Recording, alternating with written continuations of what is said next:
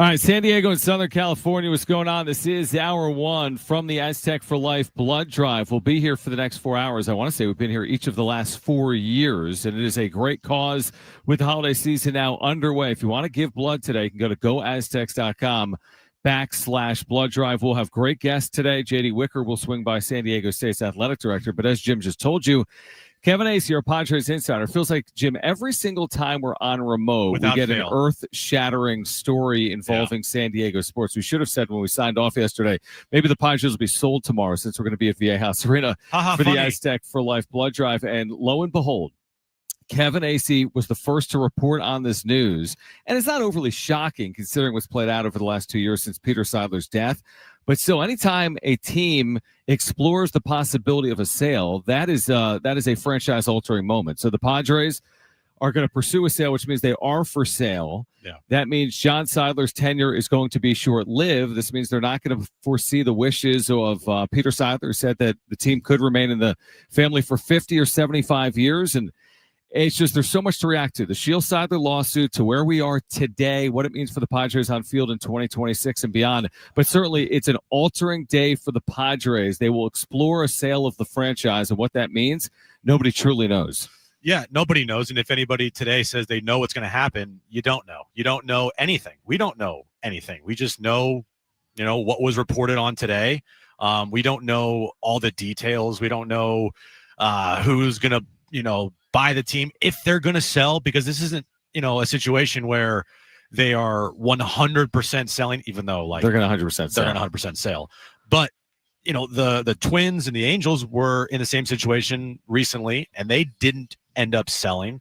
Now, the Nationals, another team, kind of did the same thing as the Padres are doing right now, and they did end up selling.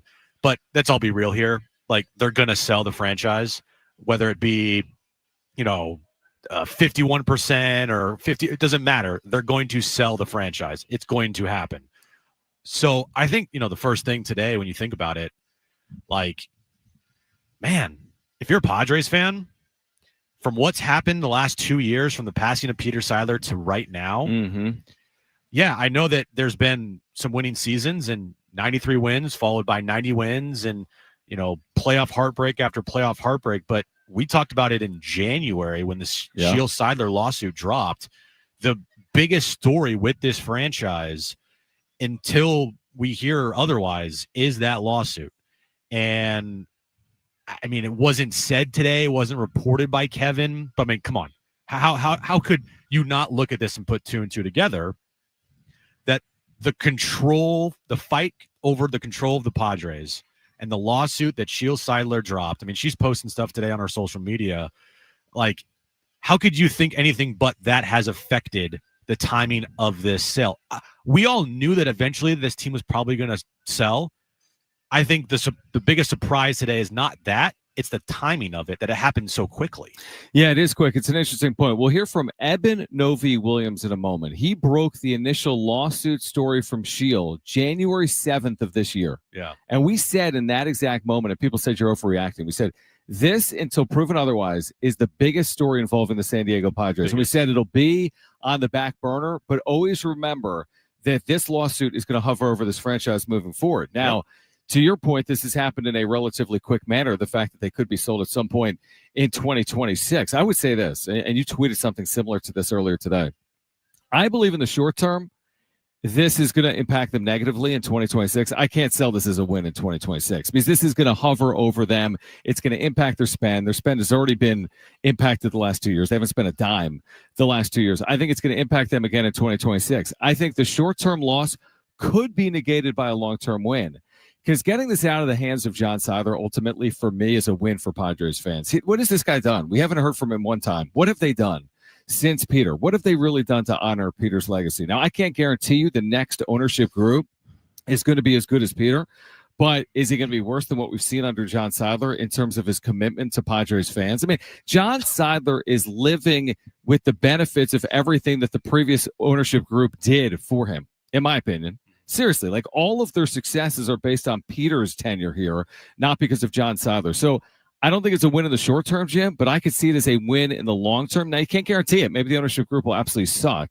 But if you can get an ownership group that's better than the one that they currently have, I could see it as a long-term win, even though short-term, it could sting in 2026. Yeah, how is this not going to affect the 2026 season and beyond? I don't know how it wouldn't. It absolutely will affect the 2026 season.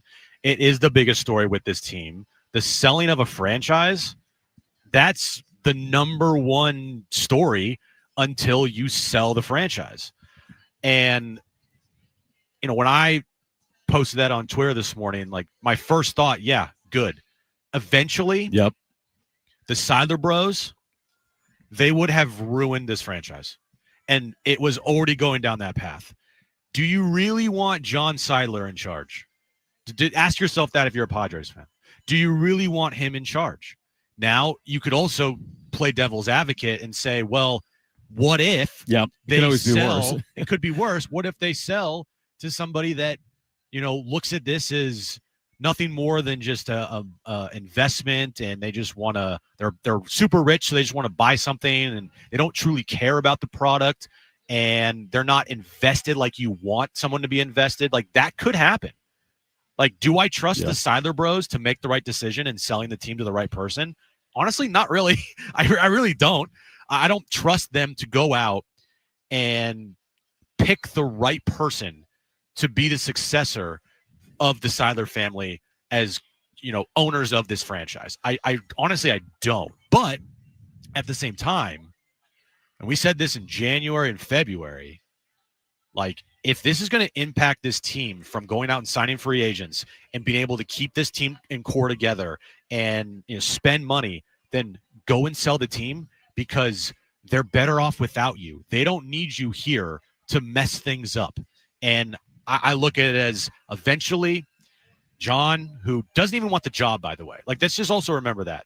The guy doesn't even want to be the control person / owner of the franchise. He never speaks. He never will speak.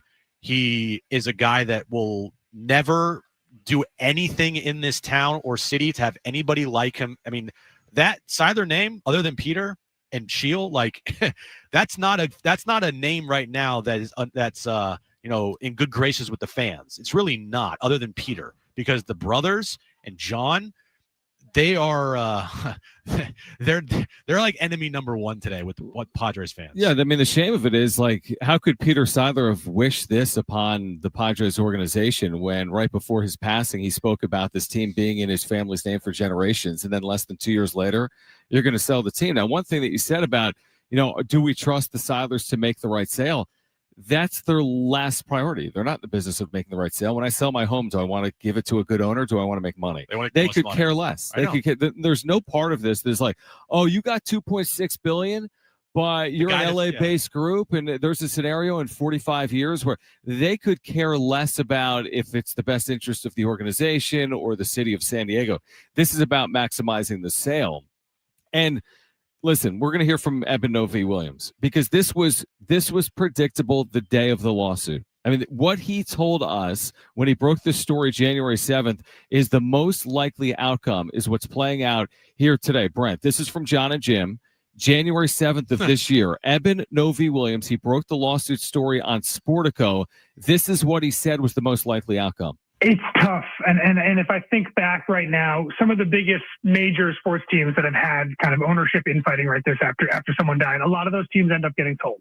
The Baltimore Orioles, I think, are a really good example.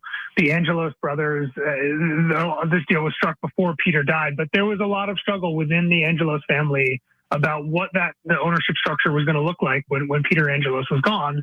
That team obviously ended up selling to a group led by David Rubenstein. Another big one from the past few years, the Denver Broncos. When Pat Bowlen died almost a decade ago now, his kids could not figure out who was going to run the team, how they were going to consolidate ownership in a way that would make the NFL okay with keeping it in the family. And as a result, that team sold to Rob Walton for $4+ billion. So oftentimes when we see fights like this among family members, the end result is the team gets sold. I'm not saying that's what's going to happen here. Every situation is different, but very often when you see arguments like this among family members, the end result is that everybody goes their separate ways, and they go their separate ways with a pretty big financial check. Bingo. Called it to a T. I was this year, January 7th of this year. Not even, what was it? I mean, not even a year. Not even a year. Yeah, not even 11 months. Not even 11 months. And called it to a T. I didn't expect it to happen this quickly, but I think we all kind of expected it to happen. You know, Dennis just put out an article to The Athletic, and the first line is, in a widely predicted move, the Padres have been exploring a potential sale. So while some fans, and maybe a lot of fans today, are shocked by this news, this isn't as shocking as you think, because, you know, as Dennis has written here, and Kevin's reported, and other reporters as well, like, you know, one, the Padres don't have the revenue flow that's needed in this day and age of baseball to compete at the highest level. And let's be real here. The Seidler brothers, kind of by the looks of it here, kind of broke, or they're not as rich as we thought. They're not Peter Seidler. They're not Peter Seidler who would, you know, even it's like you know, if you have that uncle and all of a sudden he's just paying for everything, you're like, how do you pay for this stuff? And he's like, don't worry about it. Like, that's who Peter Seidler was. Peter Seidler was the, hey, I'll pay for this. I pay for this. And then when you ask the question, like, how are you paying for this? Don't worry about it. I'll take care of it. I got it covered. This is not his brothers. His brothers are not Peter. And so because of that, this isn't a surprising move today. Yeah, and Dennis reports the Padres are carrying massive debt. $300 million of debt is what Dennis is reporting. So to get underneath that debt, you can always sell the franchise. And to the point of Evan Novi Williams, when you sell, everyone gets paid off, and this franchise should sell for over $2 billion. Kevin Acee, who initially broke the story and had the initial reporting, will join us coming up at 2:30 p.m. Remember, we heard after Shiel Seidler's lawsuit from the organization, the Padres were not for sale. That's what Eric Grupner said. What has changed? That's next. Jon and Jim, San Diego Sports 760, live on the iHeartRadio app.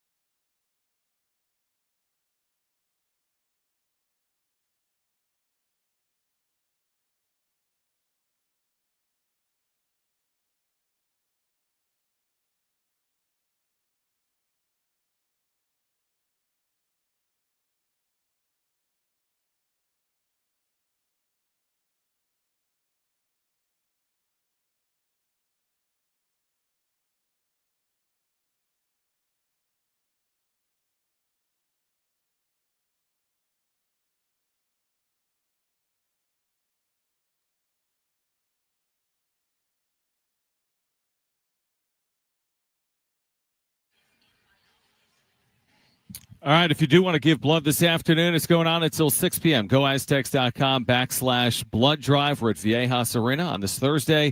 Again, if you want to give blood, support our community, critical time. As always, GoAztecs.com/blood drive. We'll get more on this coming up with San Diego State's athletic director, JD Wicker, at 3:15. We're reacting in real time to the news that the Padres are exploring a sale of a franchise that they said as recently as this year, after Seidler's lawsuit was not for sale. Now, things can change. We'll hear from Eric Rupner, but they did say as recently as spring training, Jim, they were not for sale. Now, it's been 9 months in spring training 2025, and that's a lot of time, so things can change, but certainly it's been an about face because we were told they weren't for sale. A Seidler was going to run the organization. Yeah. And now 9 months later, we don't even know if a Seidler will run the organization in 2026. No. Do you have that sound, Brent? So Eric Grupner, this was Marty at spring training, just flat out asking Eric Grupner, are the Padres going to be for sale? Here's what he had to say. I have been told multiple times that the team is not for sale and will not be sold. The Seidler family has viewed this team as a generational asset. Peter spoke about that. The rest of his family has continued to speak about that. This team is not going to be relocated. This team is not going to be sold.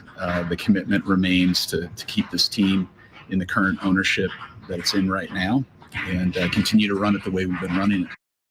Generational asset. A 1-year generation. Yeah. 2025. You know, if Peter were here today, he would be disgusted with what's happened in the last year between his family and his wife, the control of the team, and now the team being up for sale. He passed away 2 years ago tomorrow, by the way. And it's a very weird feeling because I vividly remember us being at the blood drive, sitting across over here after the passing of Peter Seidler, maybe just days. Probably days later. Or maybe it happened that I don't fully remember, but yeah, I mean, it happened November 14th, 2023. Okay. I know we're at the blood drive after his passing. It's just a weird feeling being here. But yeah, if Peter were here, he'd be disgusted with what's going on right now. And it's just it's a sad, sad day when you think about it that way. When you think about Peter and what he meant to this city and what he meant to that franchise and what he meant to the fan base, to know that, you know, his dream of keeping the Padres in the Seidler family for generations to come, to be passed down one day to potentially his children, won't happen. And it quickly changed on a dime, all starting with the lawsuit in January. That's when the ball got rolling, and we are here 9 months later. It's just a sad day. It's just sad. There's no other way to put it. Yeah, I agree with that. I mean, I do almost wonder if Peter was still controlling the franchise, would the Padres have been in a position, and this is hard to say, nobody will ever know. It's not about the bounce of a ball, but would the Padres have been in a position to win a World Series in 2024 or 2025 or 2026 that they will now not be in position to win? Because I'm telling you right now, it's only gotten harder since Peter. They put themselves in position in 2024 where for a moment it appeared as if they might have even been the favorite to win the World Series. It feels now like they're further away than they've been over the last couple of years. And I can't be sold that the 2026 Padres have a better chance of winning a World Series than the 2024 or 2025 Padres. Like, to me, it's only slipping further away. And that's why I say in the short term, it's a loss. Now, I think in the long term, you bring in the right ownership group, and maybe they will be committed like Peter was, or put this team in a position to succeed. But I don't know, man. I mean, they can have their top 10 payroll, but they've already got their top 10 commitments. It just seems like you're going to have a comparable team without a big offseason. Like the last two off seasons, they've done nothing.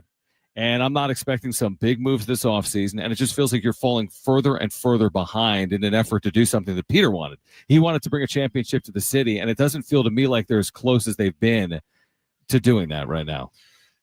It kind of feels when you look at it and you take a step back that today is the end of this Seidler era with the San Diego Padres. It's not official yet. They haven't sold the team. We don't know who the new owner is going to be. It could take years. I mean, it could take a year. It could take 6. I don't know how long it's going to take for this sell, to go through, or them to find somebody or whatnot. But it does feel like today is the official end of the Peter Seidler / Seidler era with the Padres. And it started in 2020, and now we're in 2025, and the team is about to be up for sale. Honestly, I don't even want to give the last 2 years that era.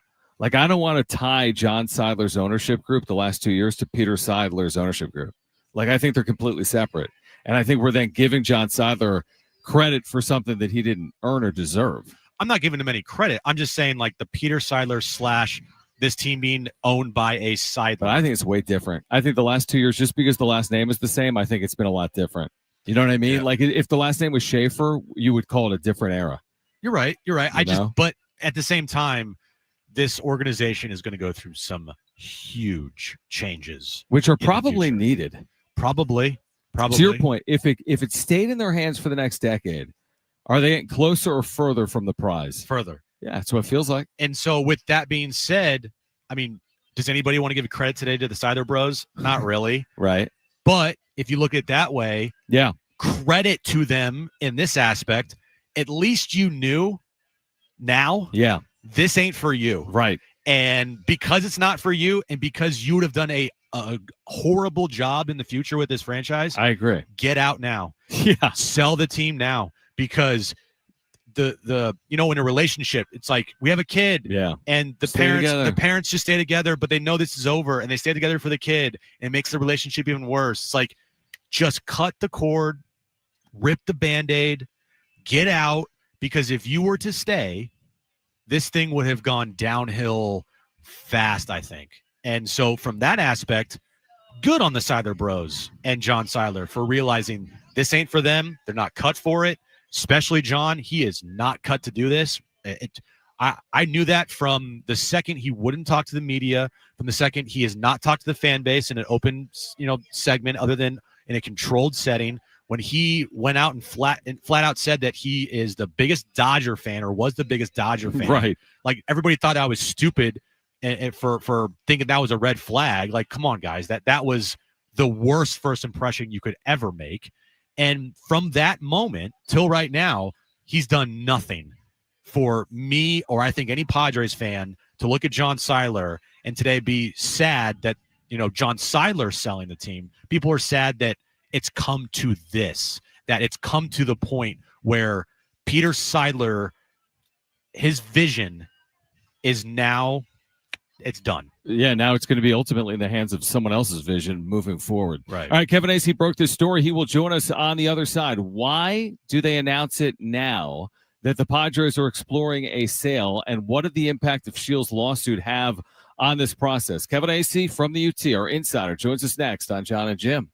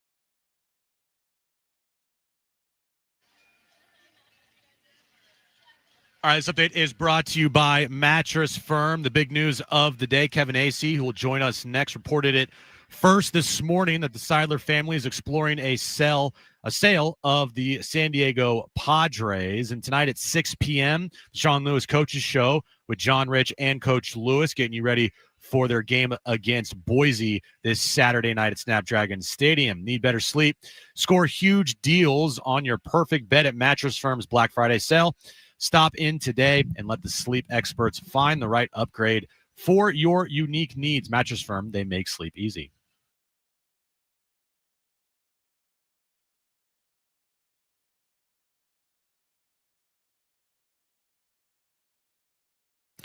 All right, again, the story of the day was broken by Kevin Acee that the Seidler family is exploring a sale of the San Diego Padres. And Kevin back with us right now, our Padres insider on Jon Jim, San Diego Sports 760. Kevin, it's been a busy start to your offseason. We appreciate you taking time for us. I guess I would just start with this.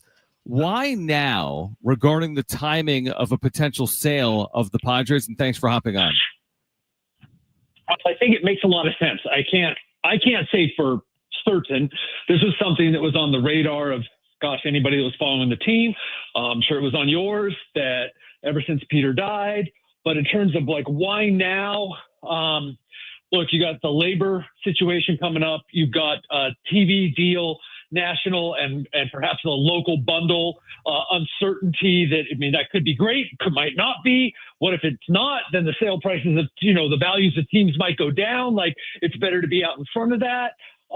You have the fact that, look, the reason that this was on our radar as a possibility was the Seidlers can't really afford to play in this game. And then when I say the Seidlers and 8 or 9 other owners, to have a top 6, 7, 8, 9 payroll and be saddled with some of the contracts that they are, and to be thinking long-term down the road, being competitive.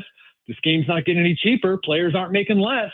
AJ Preller can't always pull rabbits out of his hat at the trade deadline.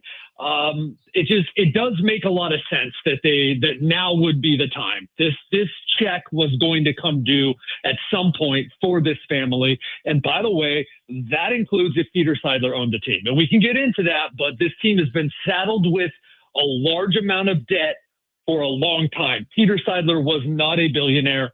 Like, right there, this is sort of writing on the wall that something was going to have to happen for the team. And that could have been a fire sale and keep the team. That could have been, just gradually lower the payroll and keep the team. That could have been, and it appears it will be now, sell the team. So do you believe, and none of us know this, but as you mentioned there, if Peter were alive today, and it's kind of ironic that this announcement came almost 2 years to the day after his passing. Yeah. Do you think that the Padres would be doing the exact same thing right now, where you would report the same thing this morning that the Padres would be looking for a sell?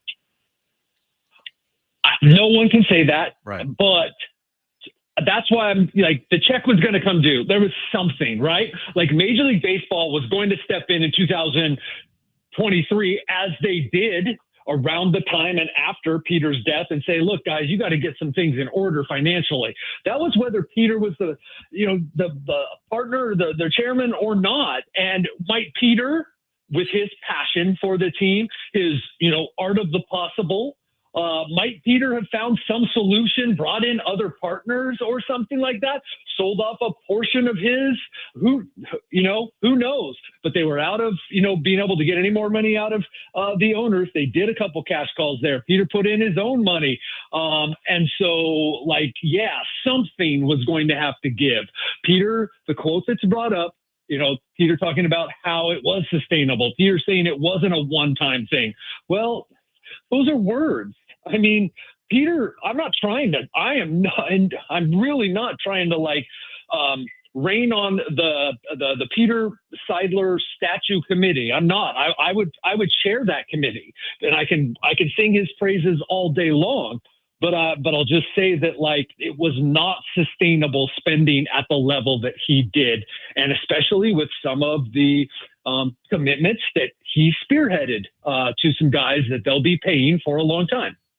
Kevin Acee, our Padres insider. Pretty fascinating stuff. Again, the Padres are exploring a sale of the franchise. In your opinion, what role did Seidler's lawsuit play in this news? You know, I can't say what. She's not speaking right now. I haven't been able to get in touch with anybody that represents her, and I haven't seen that anywhere. I'm not aware of any social media postings. I have not reached her, so I can't say that there was an event, right?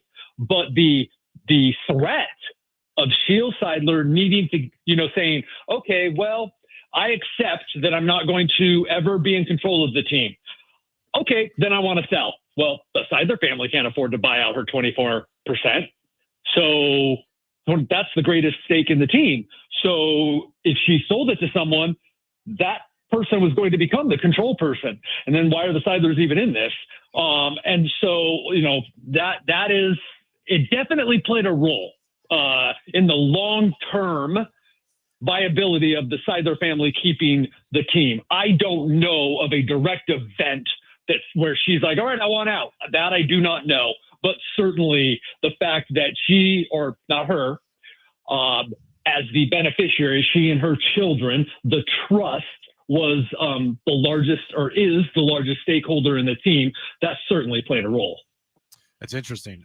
Kevin, when you look at today, a lot of Padres fans are rightfully so, sad. And there's uncertainty, obviously, when you have a sell of a team. It's going to be a very uncertain future. But I could also argue this is a good thing because you have Jon, who, let's be real, doesn't really want to do this.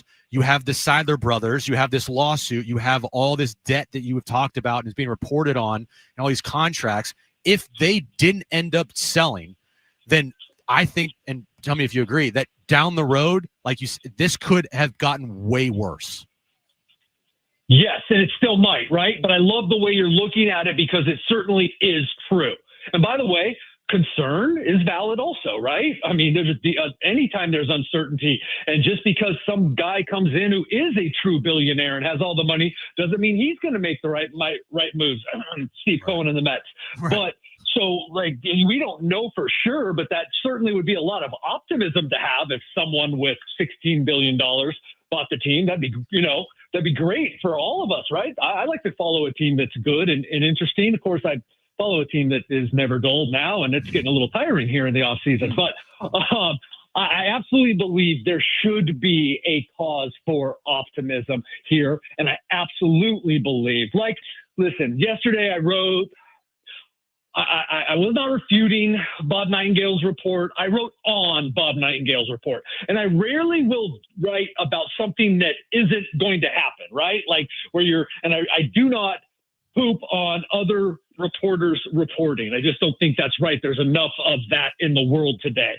But that thing took legs when he talked about, maybe they'll have to trade Tatis. And look, there is validity to down the road, Tatis being the only tradable guy among the guys who's in, 2028, I believe, through 2033 will make a combined $101.25 million between Manny Machado, Xander Bogaerts, and Fernando Tatis Jr. And the only one you're going to get anything for is unloading the, I believe, $30 million a year that Machado, Tatis will make beginning in 28.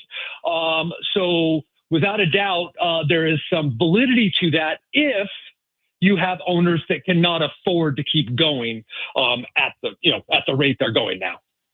Kevin Acee with us right now on Jon and Jim. Is any of this tied back to AJ Preller's uncertain status, the exploring of a sale with the organizations? Does that have anything to do with Preller's future or not? It has to. The fact that it's not done, I do not believe that it has anything to do that he will get an extension as long as they don't go in there and lowball him, right? Say, hey, we want you to take a pay cut, because it is my understanding from multiple people that they have not discussed terms yet, but that everyone believes that there is confidence that an extension will get done. But the fact that it hasn't got done in the last month, I can see them waiting to see what happened at the end of the season and all that. But the fact that it hasn't got done in the last, month and a half or so, then yeah, that has to do with this. No one has flat out said that, but certainly people in the organization believe that. How much does this news affect their off-season plans, if at all? Multiple people have said, and that's why I have quoted and repeated the quote from Eric Grupner. And then yesterday, as I talked to people that are very familiar with the inner workings, they swear that this will have no effect. And it, look, we're right to question, oh my gosh, because we've seen fire sales before. We know about, at least, we have a basic understanding of wanting to get the books as positive as you can. But look, the reason the Padres are attractive is because they play in San Diego at Petco Park, where the fans have supported them to the tune of record attendances 3 years in a row. And all that is hand in hand with them winning, right? So, what good does it do to stop right now? It just doesn't do any good. So that's kind of the logic that I'm using to buy into what Eric Grupner has said on the record, and that other people have said that they will maintain a payroll in the top 10 and that should allow them to be competitive. So, hey, I'll trust in AJ Preller to make that happen. He unbelievably, for basically net zero, what he did at the trade deadline last year, he'll be able to do something this offseason, and they should be a playoff contender. And I think that people can be fairly confident in that. That doesn't mean they will be, or that we can't all kind of question some things, but I think they'll figure out a way to be a playoff contender at whatever it is, $220 million or whatever. I do think that's reasonable. And like you said, maybe there's a devil's advocate side of it, but what about the idea that, and things change, but 9 months ago, Eric Grupner in front of the media said the Seidlers envisioned this organization as a generational asset. And then 9 months later, they're publicly exploring a sale. And he could say they envision being a top 10 payroll, but they could still finish 15th, couldn't they? Sure. And I think they won 93 games at 14th. But besides that, you are totally right. And to the point of what Eric and I believe the Seidlers said, not just John, but probably I think Matt probably in his letter or whatever. But the message was we're not going to sell. Peter wanted this. Well, there's semantics, first of all. And then second of all, that I think any of us who've been watching this, watching sports ownership for a while, took that with a gigantic grain of salt. As you said, things change, and what else were they supposed to say at that time? Plus, gosh, some of what they said was true, but I don't think that there was really anybody paying attention that has. And look, you can't. Not everybody understands it. Heck, I barely understand it. But. What else were they going to say?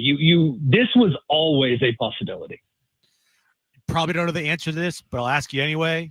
When you look at a timetable for a potential sell, this, it kind of feels like the timing of this, Kevin, isn't the greatest because you're on the verge of potentially a lockout next offseason.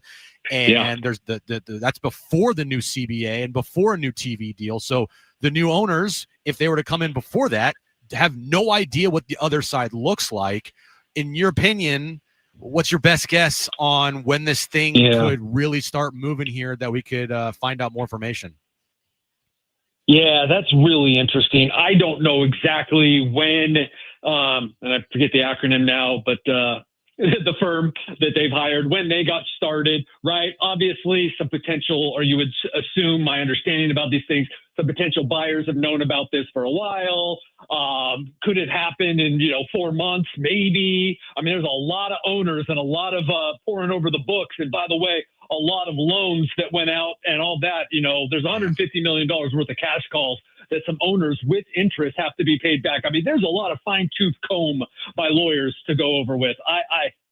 It could be very complicated, but they always are.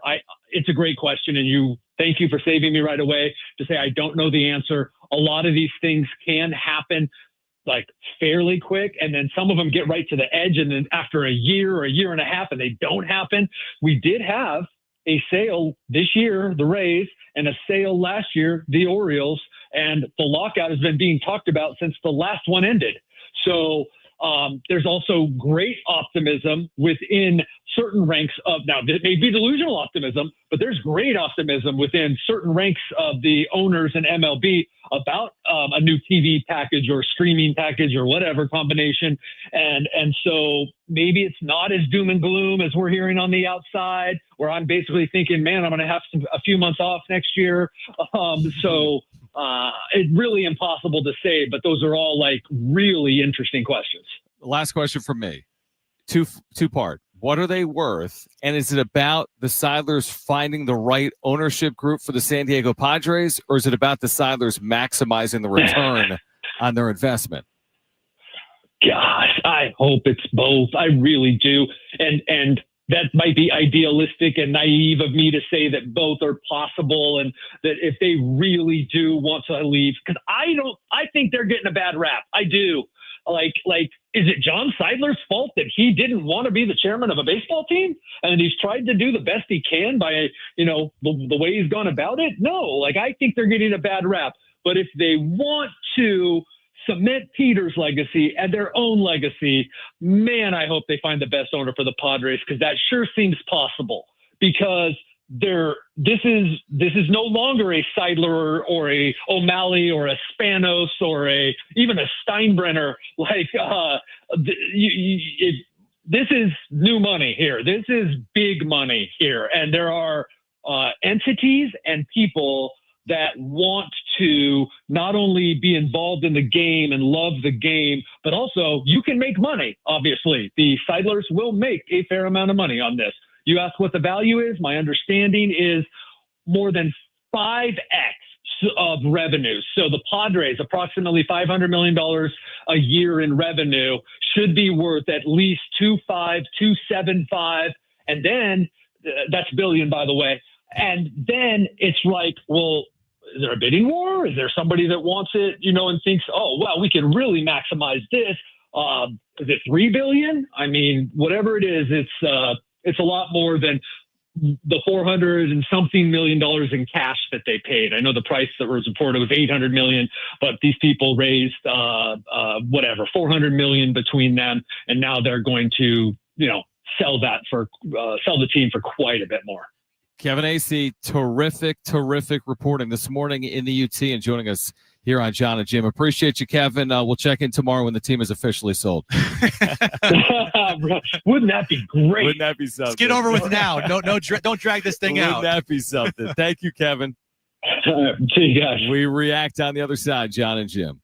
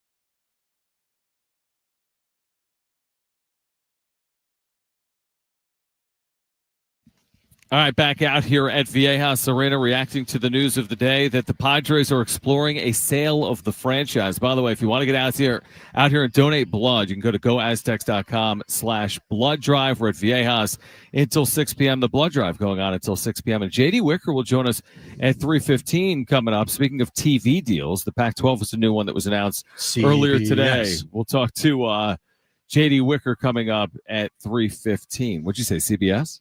Or no, USA. Sorry. Yeah, USA. My bad. But CBS is part of their TV package as well. All right, a lot there with Kevin, including as to why now. What I got at in terms of the why now is like you're at a point with so much uncertainty. Your debts are piling up. A lockout could be a year away.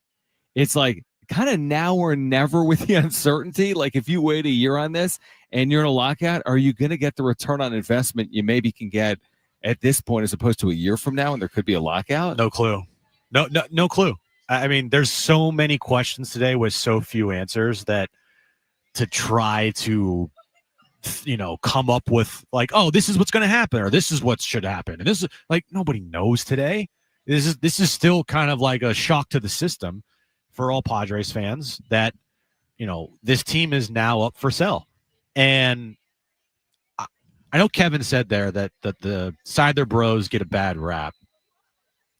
Yeah, we're going to push back on that. I will push back on that because we were just talking about it off air. Yes, was it their did they know that their brother was going to pass away and then this was going to be passed down to them? Like, no, this was not a situation where John and Matt and whoever else went to Peter and was like, you know what, dude, I really want to be in charge of this team.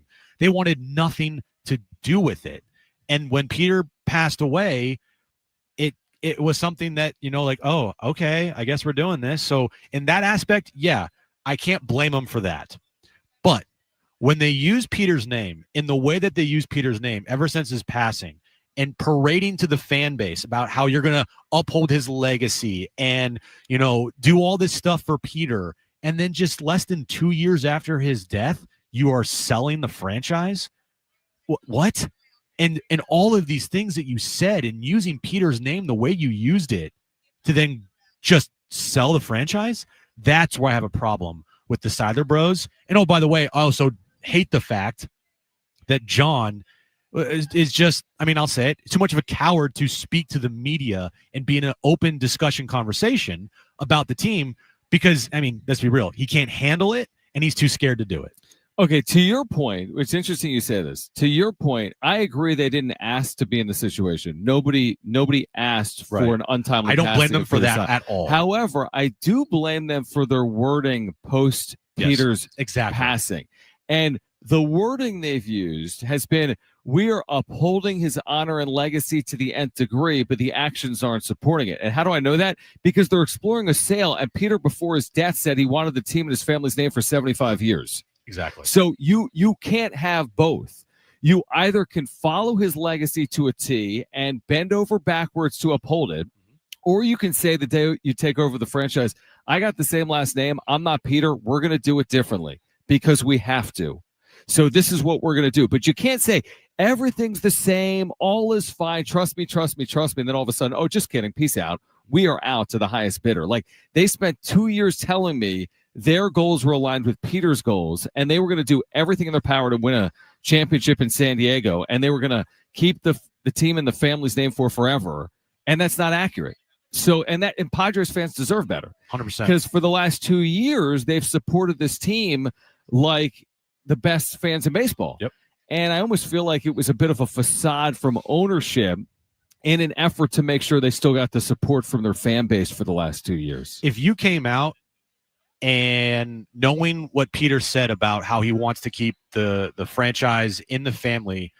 Also, by the way, the Shield lawsuit threw a giant wrench in everything, right? Because if that didn't happen, I don't know if things are different right now. But anyway, if you came out and you said, look, Peter loved the Padres more than anything.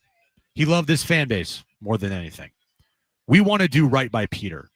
And we want to do right by the Padres and do right by the fans. And we're going to, we are going to take over this franchise because that's what Peter wanted us to do. But just to let you know, we're going to do right by the Padres, because the Padres, it's just like it's a community asset. It's not something that Peter Seidler and the Seidler family like built from the ground up. This thing has been sold time after time. And so it is a community asset. And Peter loved that community asset more than anything. So if they came out and they kind of positioned it that way, instead of what they originally positioned it, which was this thing is never leaving the Seidler family, we're going to uphold his legacy and keep this in the Seidler name.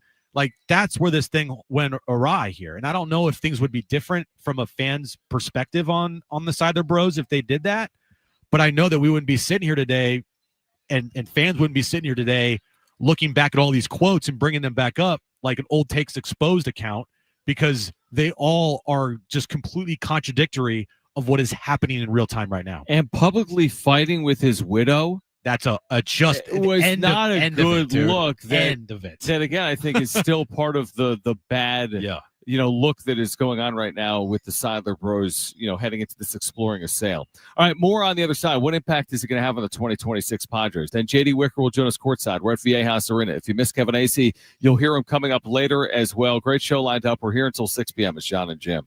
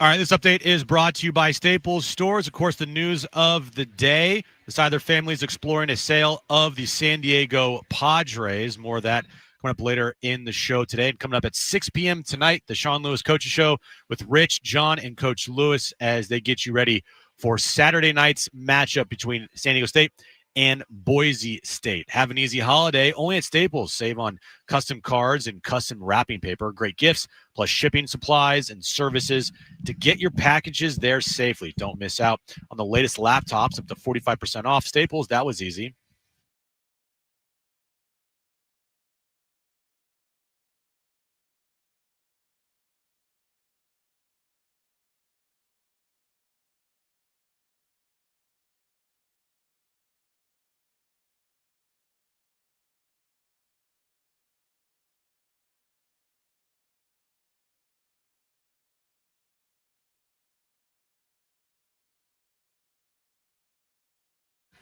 All right, hour 2, Jon and Jim here from Viejas Arena. We'll have some Aztec guests joining us throughout the course of the next couple of hours. This is the Aztec for Life Blood Drive event at Viejas Arena. If you want to donate, you can go to goaztecs.com/blood drive. And JD Wicker actually will join us coming up in about 12 minutes. San Diego State's athletic director. Huge game for the Aztecs coming up this weekend at Snapdragon Stadium. A TV deal announced earlier today as well, impacting San Diego State for the Pac-12 in 2026. But as we have the time, we continue to react to the news that the Padres are looking to sell the team. We had Kevin Acee with us. If you missed that conversation, you'll hear it coming up later in the show. And we're way too early in the process to talk about potential Padres owners. Right. And oftentimes when it comes to new ownership groups, it's not like you're overly familiar with them. I mean, we weren't overly familiar with the Seidlers. No.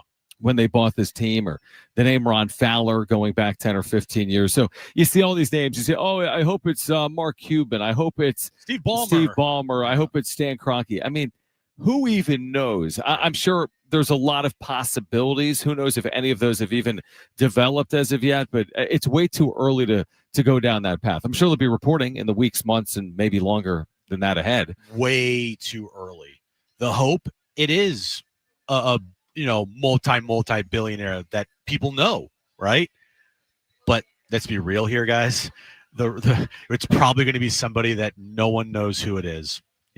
Some rando, multi-billionaire that, looks at the team and wants to buy it. I mean, I hope that's not the case for Padres fans' sake. I hope the person that buys this team cares about it and wants to invest on the on-field product more than anything.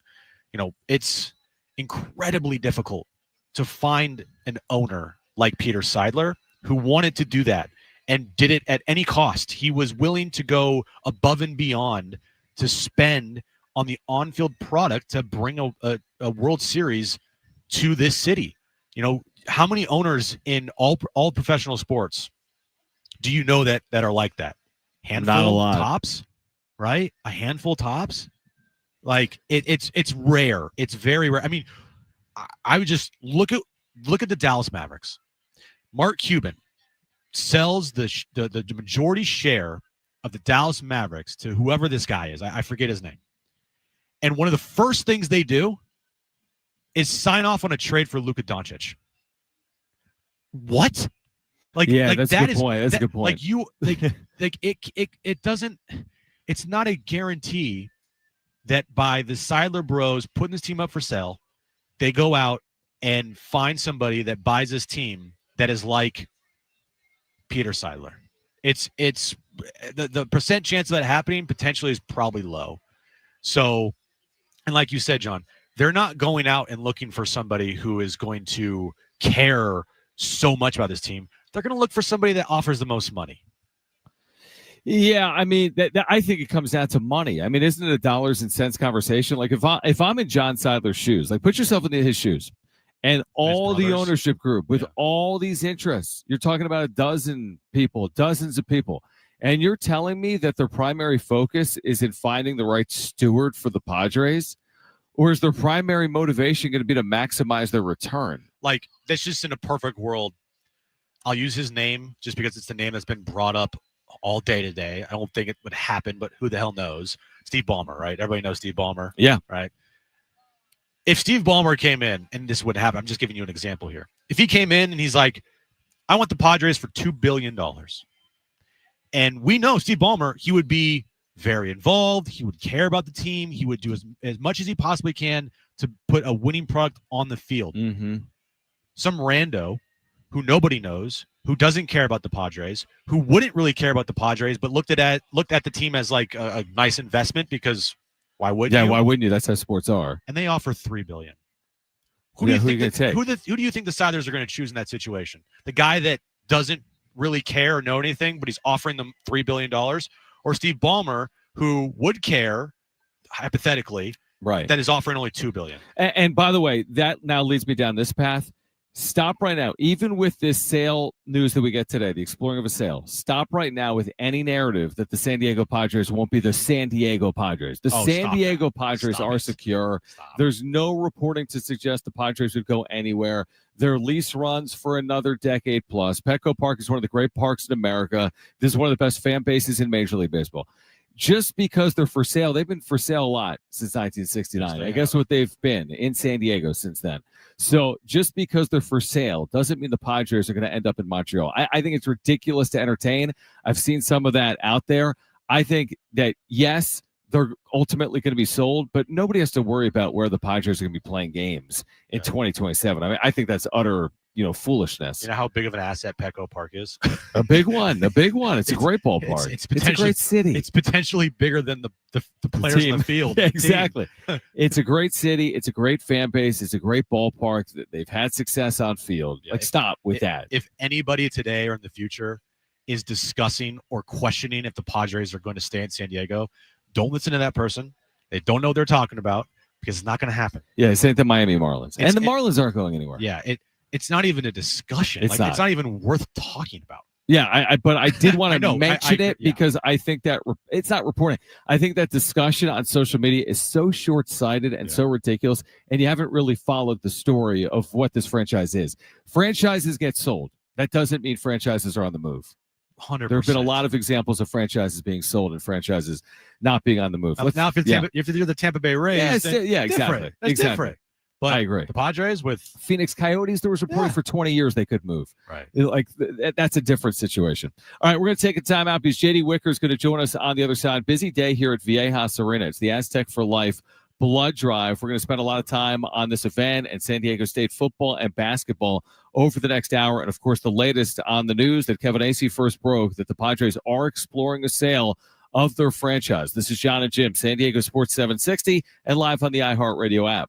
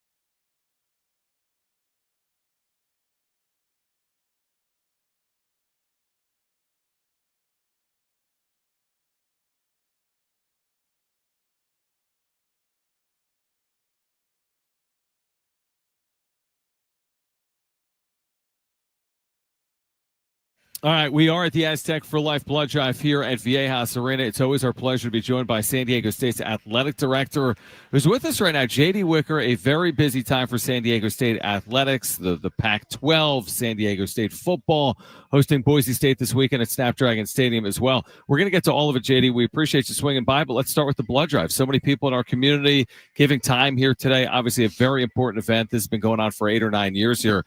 What do you want our listeners to know? Because it's still going on until 6 p.m. here today. Yeah, you can still walk-ins or welcomes. We'll be taking walk-ins until 6 p.m. And this is such a crucial time as we head into the holidays to make sure that the American Red Cross and, our hospitals and our blood banks are fully stocked. You never know what's going to happen during the holidays. So really encourage people to come by. There's free cookies. You get a T-shirt. Free cookies. Coupons, and I think you can enter. There's going to be $3,000, $5,000, giveaways. So a lot of great things to do, as well as helping out your community. That's what San Diego State University does, and we're excited to this being the 9th year we've done it. I have to ask you a personal question. Yes. Is there what's going on with the hair, man? Is it like are you not cutting your hair for a certain period of time, or? I kind of like it. I like this little mullet action you got going on. Well, that's what my wife calls it, a mullet too. My daughters have asked me not to cut it. Okay. And then we kind of got into we won't cut it until we lose a football game. And then my 7-year-old Waverly Lyle woke up Sunday morning, and the first thing she asked my wife was, how'd the Aztecs do? Because she was obviously in bed before the game finished. And Rachel's like, they had a tough night and they got beat. She's like, and she literally got really upset that Dad's going to cut his hair now. Wow. So I've been told that it's okay. You still just can't cut your hair. So we'll see. It's, it's kind of a thing. The girls like it. It's my goal to make them happy. You got to go through the season now, I feel like. I mean, we're so close to the end of the season. Yeah. I mean, it's like. Men's basketball hasn't launched yet. So. That's right. And then there's women's basketball. I mean, they drilled. Never cut your hair again. Last night. I kind of wish your wife was just like, they won. It was, you missed it. It was a great comeback. They just keep winning. It's unbelievable. All right. So we're going to get into Boise State this weekend, this massive game that could determine not only who makes the Mountain West Championship game, but who hosts the Mountain West Championship. Before we get to that, though, huge news today regarding a TV deal that impacts San Diego State football and basketball and other sports directly. Pac-12 announcing USA Sports will be one of the TV partners for the Pac-12 beginning in 2026. What do you want our listeners to know about that deal and the Pac-12's TV deals that have been announced so far? Yeah, I mean, we're thrilled with what we've got now. CBS and CBS Sportsnet, the CW, and now USA Sports. Every football game is going to be on linear TV. There's not another conference out there that can say that. So every one of our, Saturday night game was a little hard to find, depending on where you were outside of San Diego potentially. So now linear TV, I think over 70% of our men's basketball games are going to be on linear TV. We're going to have more women's basketball on linear TV. So the deals are great. And there was a great article by John Canzano a couple of weeks ago talking about the CW. There was a Washington State, Virginia, and then Oregon. I think at that point it was winless Oregon State versus Lafayette at like 7 or 7:30 on the Pacific Coast. And he compared it to the American on ESPN, 2 games on ESPNU, and then like a Memphis, South Florida, one of their bigger games on ESPN2. Oregon State Lafayette outdrew the Americans' big game on ESPN2. Wow. So that just shows you the reach of the CW. So we're thrilled. This is exactly what we were looking for: better exposure, more opportunity for the entire country to see us, and knowing that with the CW and USA Sports, we're basically their number one. We're going to get some good time slots, so earlier in the day, hopefully, so that the East Coast can see us more. One of the remarkable parts of the announcement for me, I didn't even realize it until a little later in the day, was that according to the Pac-12, the start times will be released in advance. No more 6 or 12-day hold. So San Diego State football, for example, in 2026, when you announce the schedule, or when we announce where the games are going to be seen on television, you're going to know, I'm making it up, San Diego State, Fresno State is at 3:30 on October 18th, and then San Diego State at Colorado State is at 7 p.m. the next weekend, right? There's no more waiting on start times. Right, outside of what might be non-conference games on the road, where you might have to. But, yeah, I mean, that's a big part of it, and that's, previous iterations before ESPN or before Fox was part of it. It was CBS Sportsnet and whoever. we did have most of our games done like that. But now knowing that every one of our football games is going to be slotted, so we know from a home game standpoint and everybody can plan around that, that's going to be great. So getting to the game on Saturday, I mean, you could look at it different ways, but I think that the way that we're looking at it is that's potentially to, for the Mountain West Conference Championship game to host, if you guys win on Saturday night. So when you look at, what Sean Lewis has done in year 2, getting to this point where you get such a big game here at Snapdragon Stadium, what can you say about the job he's done and, getting to Saturday night and how big of a game it is for this program? Yeah, we knew coming in, we were obviously hopeful to be a little bit better next year, but we also knew, it was a hill to climb. And Sean had told us during the interview process, I know he's said that publicly now, game 14 to 16 is when things really begin to click for a Sean Lewis coach team. And game 14 was Cal. It was pretty dang well. I mean, I had some donor asked me in the parking lot before the Cal game what my exit strategy was going to be for Coach Lewis, because obviously we weren't going to be very good coming off of the Washington State game. And I was just like, we're 14 games in. Let's just hold on. And it's paid off. I mean, the job that staff has done, putting together a great team, the response of those student athletes and how hard they've worked and how they've bought into what Sean and that staff want to do, it's obviously, you've seen it. I mean, we have played very good complementary football. Defense is outstanding. Obviously struggle on Saturday night, but let's flush that and come out as focused as we did the week after the Washington State game. And, great opponent on Saturday night. We love playing Boise State, really look at them as them and Fresno State, the three of us. I mean, we are Mountain West Conference football. I mean, as you go back, you look at who's won championships in this league, it's the three of us. So the fact that we've got Boise State here and we're playing for an opportunity for a potential conference championship, that's what we're signed up for. By the way, you can grab tickets for this game Saturday night, and we know there's a chance of weather. Everyone understands that. 2 tickets for $40 at GoAztecs.com. You and I were just remarking, we were both at Hawaii this past weekend. They sold out their game. I would say a huge number of fans were there. We sat through it. I mean, it rained for 4 or 5 straight hours in Oahu on Saturday, and Hawaii had a very good crowd, despite the fact that it rained throughout the course of the game. So, yes, now that we can anticipate it, you can bring your poncho, you can get out there. It may rain. Who knows? It's hard to predict future weather, but still, it's a massive game, regardless of weather, whether it's 72 or 52, snowing or raining. This is a massive game coming up Saturday night. You can bring your poncho, and you can still enjoy it like the fans did at Hawaii, for example, last weekend. Yeah, I mean, it was awesome. I was really, kind of feeling bad for them that, they had really built up this sellout for our game. And I was like, oh, man, the rain. And, 10, 15 minutes before kick, it was not looking great. And then a few minutes after kick, the place had filled in. So, again, and the majority of them stuck around and, they were there through the third quarter.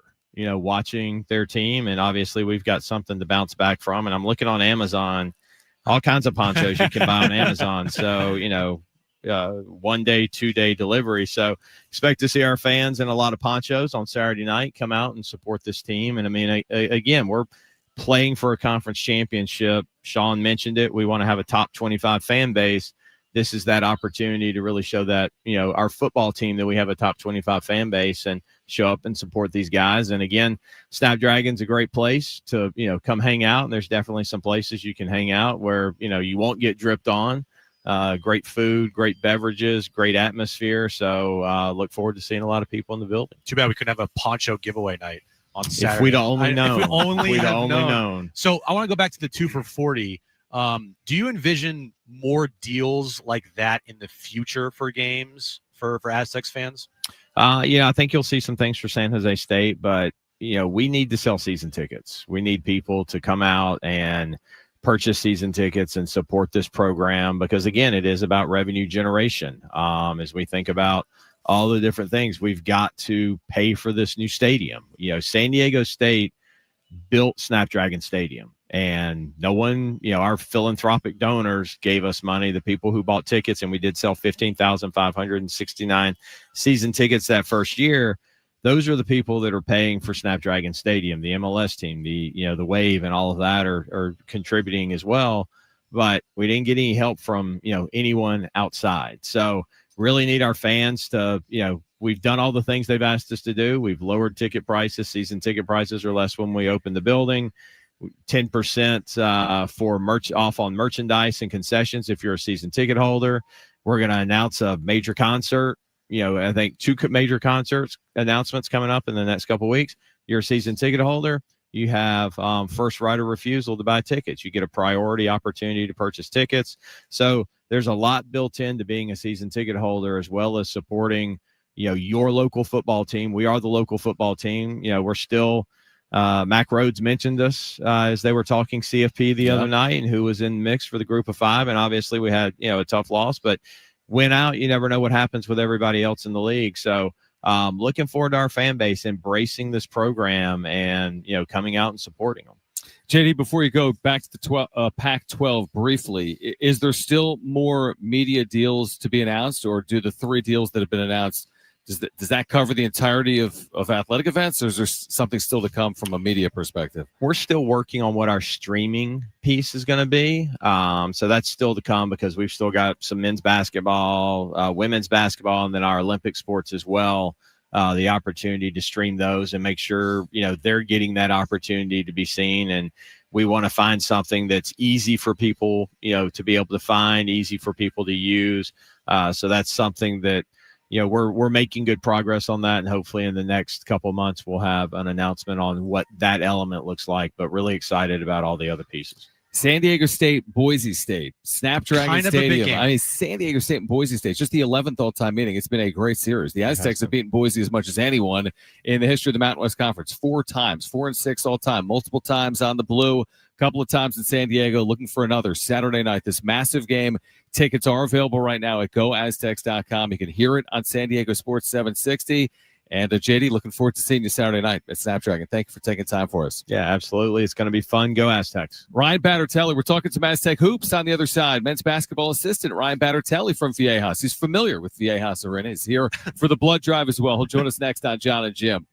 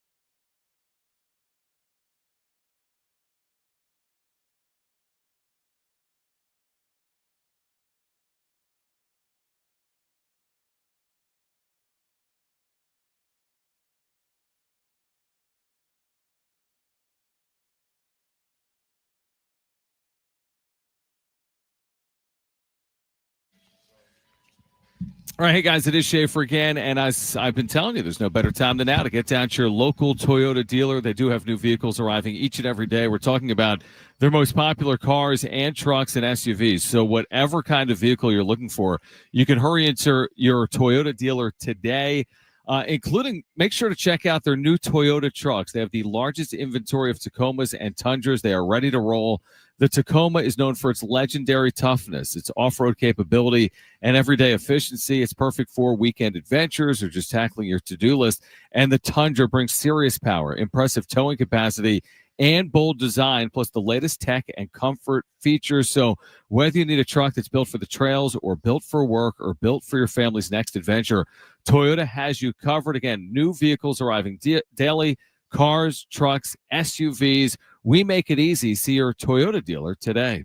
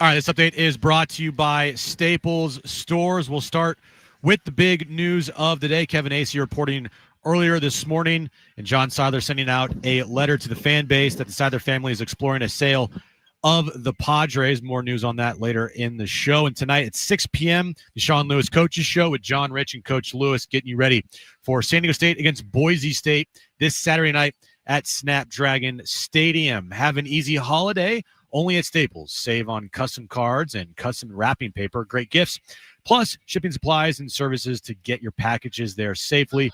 Don't miss out on the latest laptops, up to 45% off. Staples. That was easy.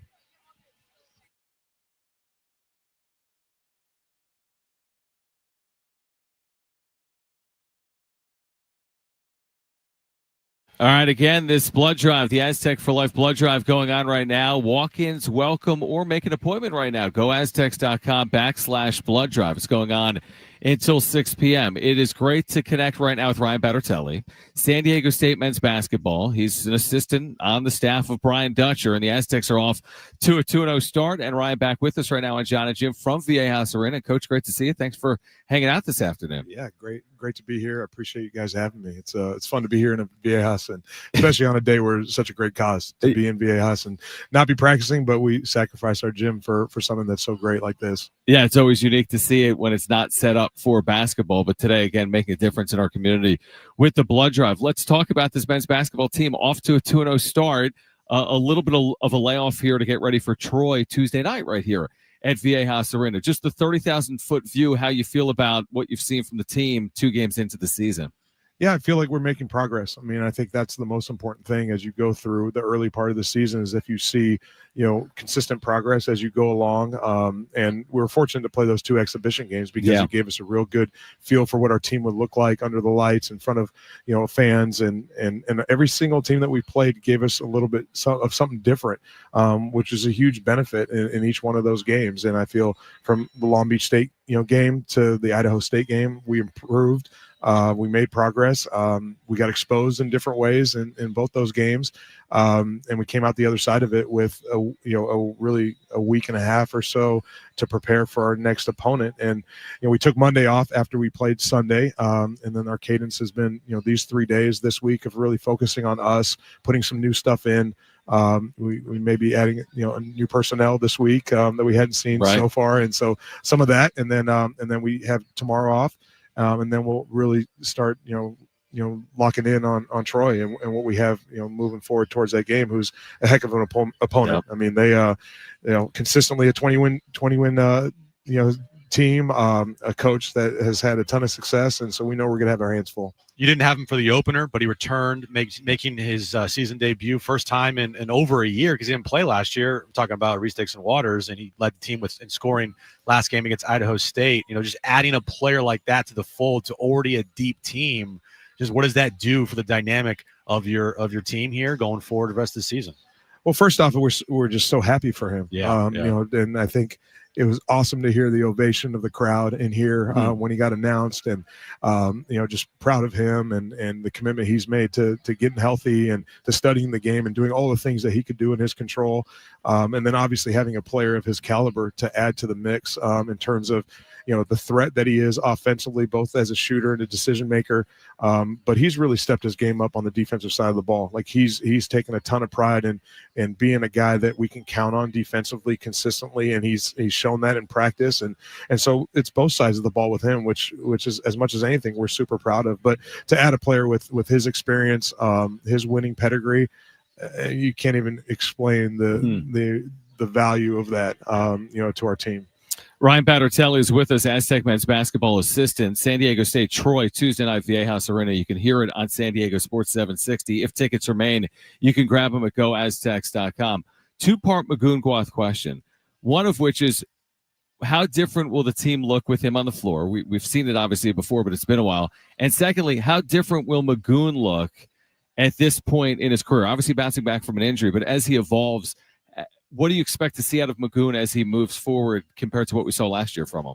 Yeah, it's a great question. I mean, it's a little bit hard to tell just without having actual minutes under his belt, and the fact that he's only really been live with us for the last 2 weeks in terms of being in practice and what that looks like with this group, because you add new pieces to a group.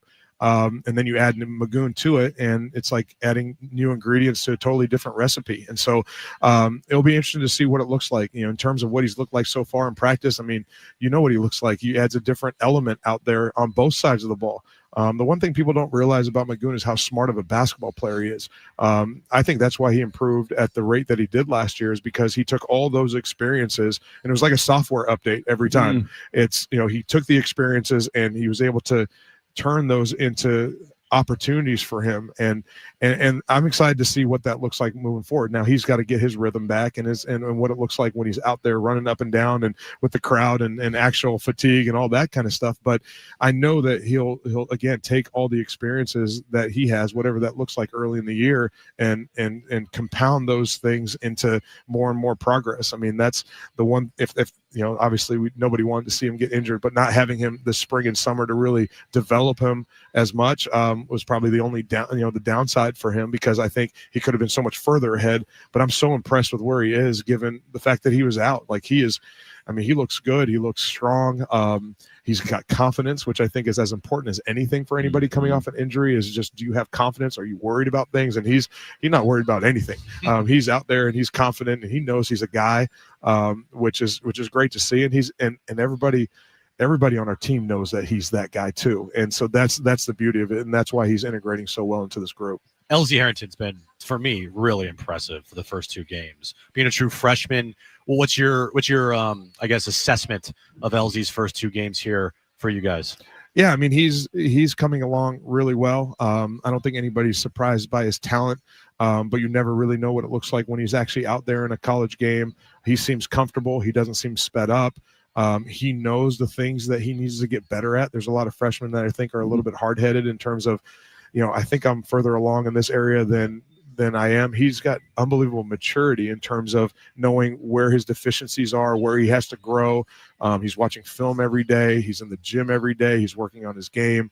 And I think that equates to the progress that he's made, and a little bit similar to Magoon. I think he'll take all these experiences and learn from, because he's got a great brain. I mean, he really understands the game. Like I said, he knows where he needs to improve, and he's fighting to improve in those areas. And some of them is just going to take time and experiences, but it's great to see him hit the ground running, see him have impact with this team.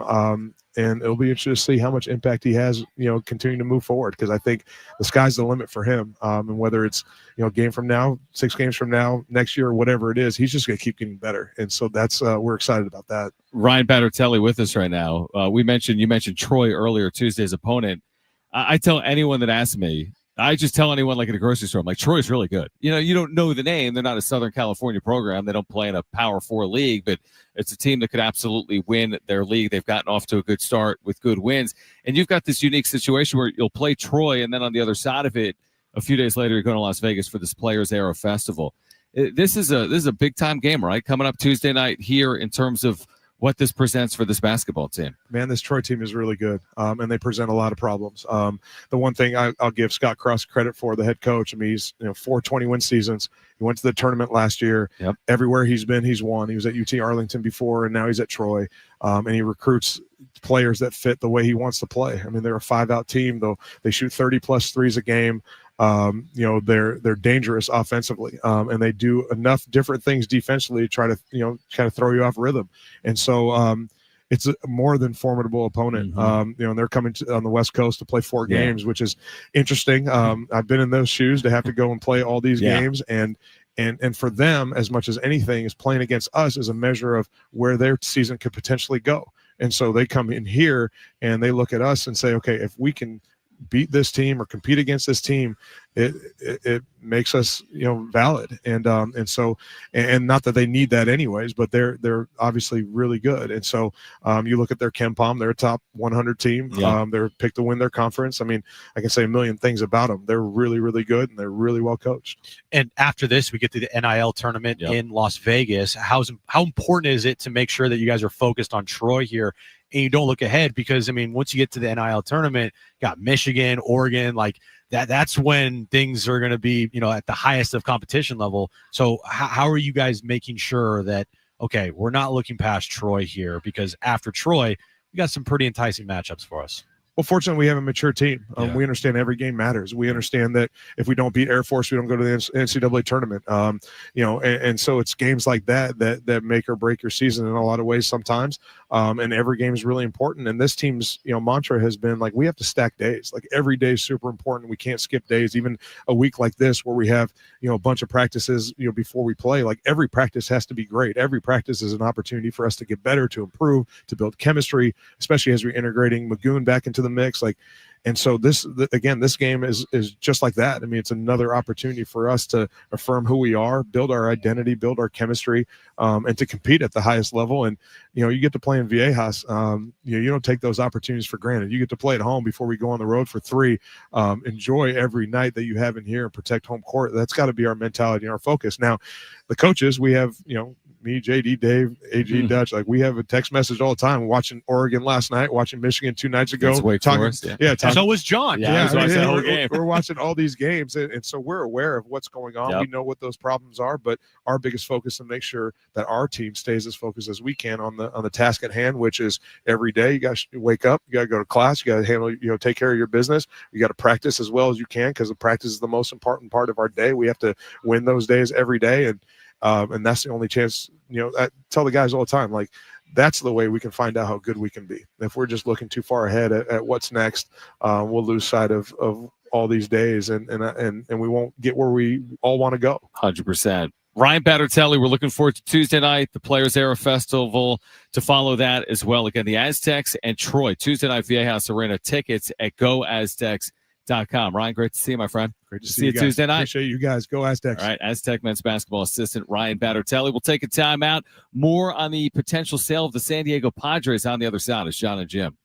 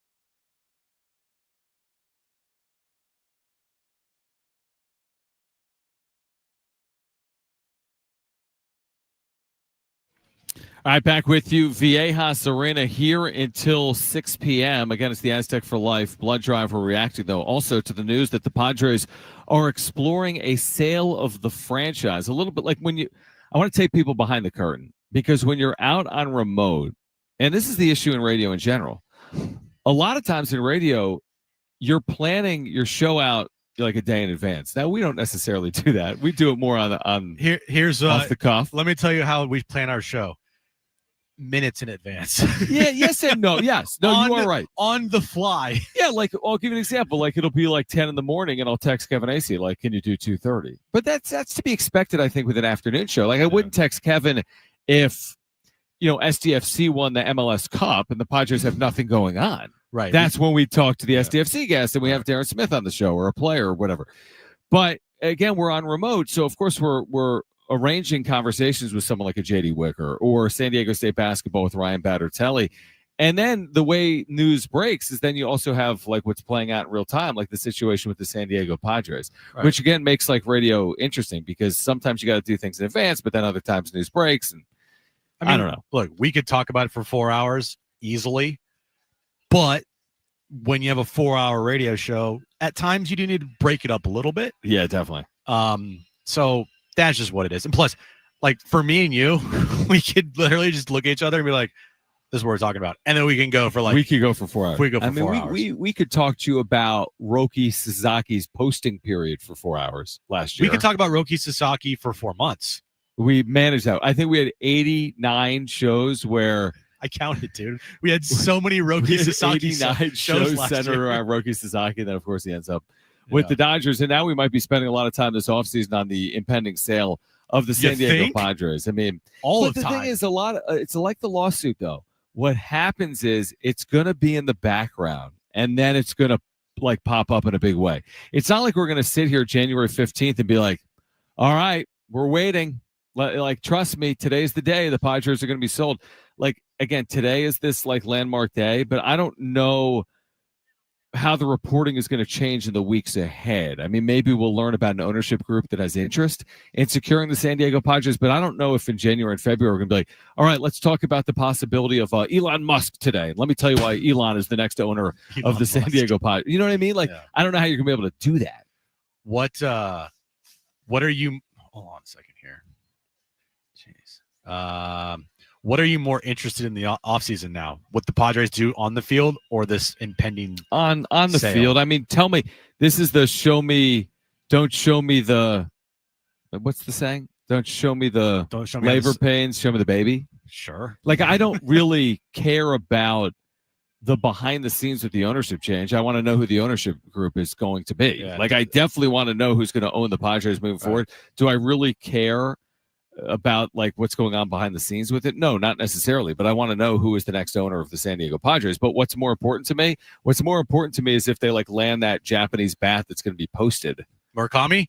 Yeah, that to me is more important than like just waiting. Are they going to re-sign Luis Ariz?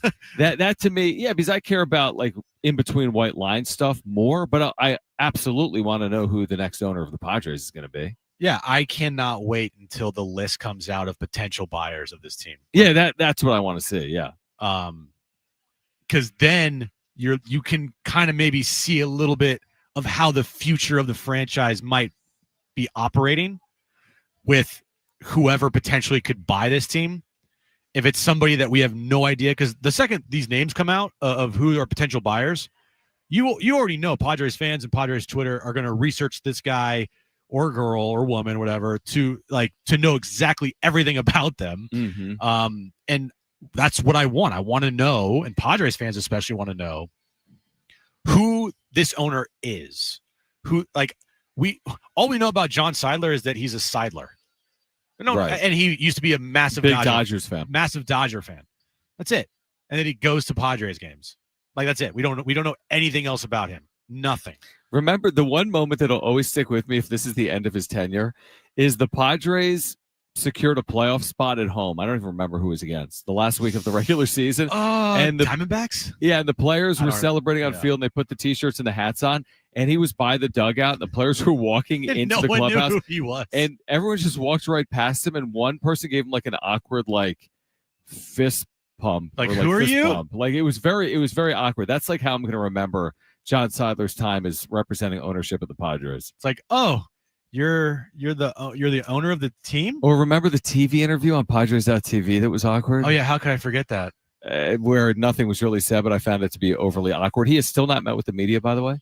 He has still not talked to anybody. Not in a non-controlled setting. Right. He has only talked to the TV booth, radio booth, and he talked to Kevin Acee. He was on the radio, seriously? Because I didn't know that. He was. He was on the radio with the radio team. Okay, I didn't know that. I didn't know that. And then he talked to Kevin Acee in a controlled setting in spring training of last year, where everything was given to him. You just can't. You got to do better. Like, you got a fan base with 3.5 million fans. You got a team that's desiring to win a World Series, and then you just kind of hide because you don't want the job. And I get it. If you don't want it, he didn't ask for it. It's understandable. But now that you're in the job, you got to do it. You know what I mean? So guess what? Did Anthony Davis want to get traded to the Mavericks? This might be a bad example because he hasn't done anything. But once you're traded, you got to make the most of it. Once you're on the move, it's the business of sports. You have to make the most of it. Even Eric Casenda had a media scrum. I thought he did fine, actually. I thought he did well in that moment, truthfully. So the sweater was interesting. But I thought it was nice. It was a nice sweater. And I thought he was fine. I had no issues with what he said that day. I didn't either. Yeah. It was a very he was professional, premeditated stuff. And at the time, everyone was still going through the loss of Peter. Yeah. I mean, it was very fresh. It wasn't just a few months. It was exactly. And so everyone's kind of picking everything up and picking up the pieces and trying to just get through the season, right, going forward. But Eric Casenda did it, because he was Peter's friend. He was doing a favor for him. This whole thing with naming John the control person, just less than a year after he's named the control person, they're already looking to sell the franchise. That is. Well, this is kind of what Sheila alleged, by the way. She alleged kind of what is playing out in real time, right? She was spot on, other than the fact that she said, I got to pull this up here. So in the lawsuit that was released earlier this year, Sheil stated Matt Seidler, to promote his brother John as control person and block Sheil may well be part of his efforts to sell or perhaps relocate the team over Sheil's strident objections. So one of those two things aren't going to happen, which is relocating the franchise. But the other one, which is a still massive one, is selling the team. So Sheil was right. She thought that if the team was under the control of the Seidler Bros, they would eventually end up selling the franchise. And 9 months later, they're selling the franchise. Is the plot twist? It's not that much of a plot twist, but hear me out. And Caleb Davis, by the way, GM with San Diego State football. They got an announcement coming up in 5 minutes. He's going to join us. That's officially out in 5 minutes. You got an announcement coming up. We'll tell you. We'll tell you your announcement. We'll tell you your announcement at 4 o'clock. Don't worry. But is the plot twist that Sheil Seidler one day does represent ownership, even if she's not the one that's fully buying? Even if she's not, the next owner, so to speak, could she still represent the ownership group at some moving forward? That's possible, right? Couldn't she be part of an ownership group? Yeah, I think one of the best moves this new potential owner could do, if they care, is bring along Sheil. That's what I'm saying. And be a part of this. Yes, exactly. That right there will endear this new owner to all San Diego Padres fans if they bring back Sheil. Because Sheil, let's face it, she's kind of pretty much not banned from Petco because she can still go there, obviously, and she can sit in but she's not fully there. It's not a good situation there. They just announced, by the way, which is also kind of crazy how this all went down. What was it, last week? Or I think it was last week. They just announced Peter Seidler way. Yeah, but they kept it very quiet when you think about it. Well, who wasn't there? Sheil wasn't there. Yeah. You talk about a beloved figure. If you include Sheil Seidler in the next ownership group, you have that goodwill. Yes, the widow of Peter Seidler. I mean, shoot. I would go as far as, what if she were a future chairperson? I know that's not what the Seidler Bros wanted. If she could, and they said she wasn't qualified. If she could go out and find the group, investment groups to buy off the shares of the other bros, and That's the plot twist I'm looking for. Who knows? We don't know, but anything's possible, I guess. Team Shield. Yeah. All right. On the other side, Caleb Davis, San Diego State football, with an exciting announcement coming up at this hour. We'll explain on the other side the latest on this lawsuit from Shield Seidler that was from earlier in the year. And, of course, the fact that the Padres are now officially exploring a sale of the franchise as well. This is Jon and Jim. Stay with us.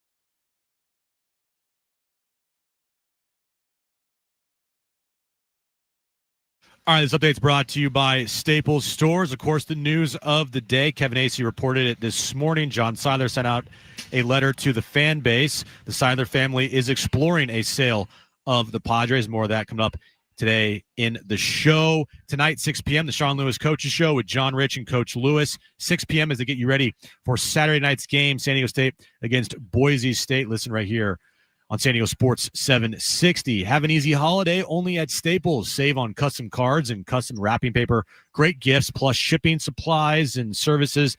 Get your packages there safely. Don't miss out on the latest laptops, up to 45% off. Staples. That was easy.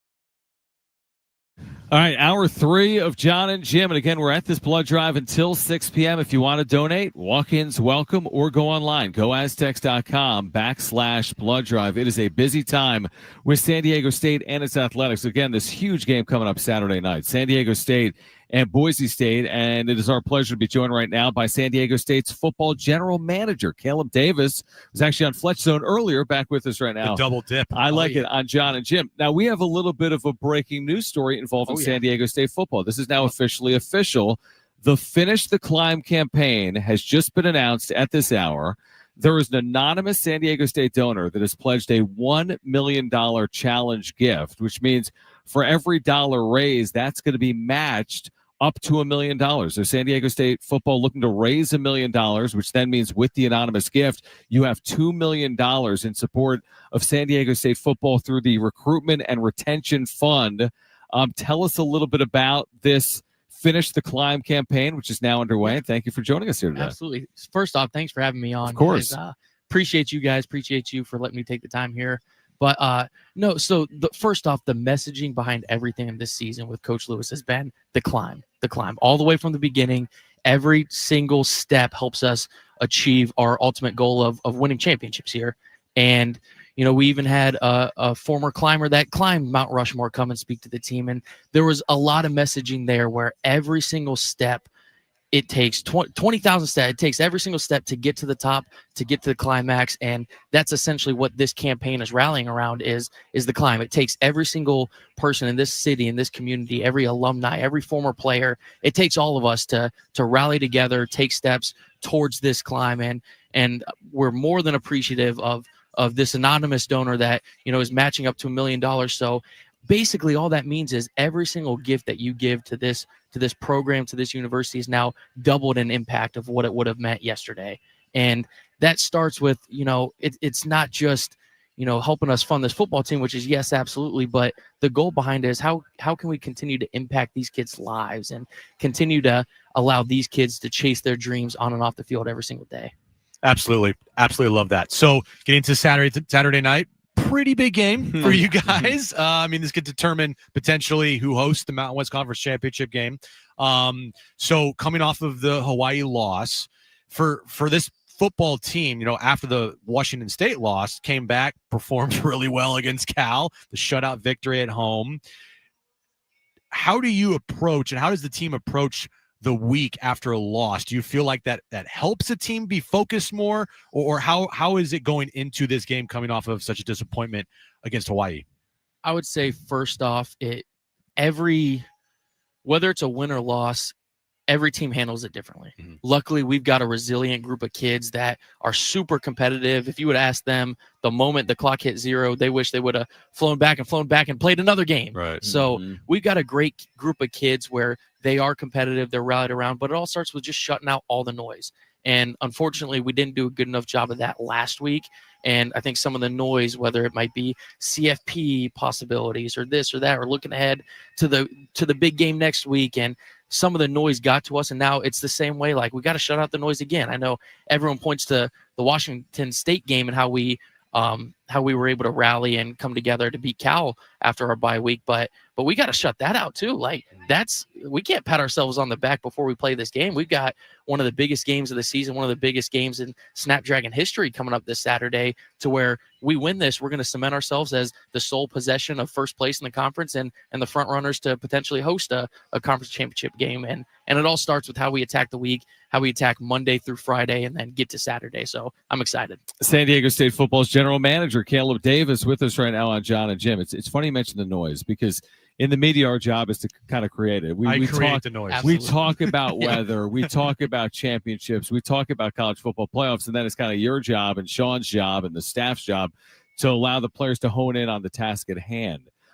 Speaking of Saturday night, obviously there's the possibility of weather, such as life. Even in San Diego, weather does exist. But this is a massive game. We touched on this with JD Wicker, but there's the ticket offer as well. So if people don't have tickets, so it may rain, bring a poncho, 2 tickets for $40. Again, the winner of this game does have the inside track to a Mountain West Championship game. What do you want fans to know about the importance of showing up and the opportunity in front of San Diego State this weekend? I would say, first off, go take advantage of that ticket deal while it lasts, because I know they expanded the ticket section. They heard the noise, and we wanted to build the best college football game day environment in the entire country this Saturday. So pack the stands. I don't know how much longer it's going to last for. I hope it keeps on expanding and we keep on selling out. I know there's been a ton of success with that so far, but keep on rallying around the deal.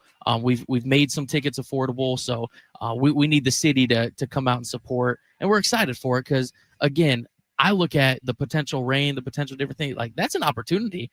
Now we can impact the game again twice as much as before, because the same way we played Cal and had back-to-back pre-snap penalties, because the crowd was in there. The crowd rallies around. Our guys hear it and they feel it and they energize from it. So we're able to we've got a rare opportunity to build the best environment in college football this Saturday, and we need everyone's support. Do you think that the rain that you guys faced in Hawaii potentially could help you and benefit you maybe to be more prepared for it this upcoming Saturday?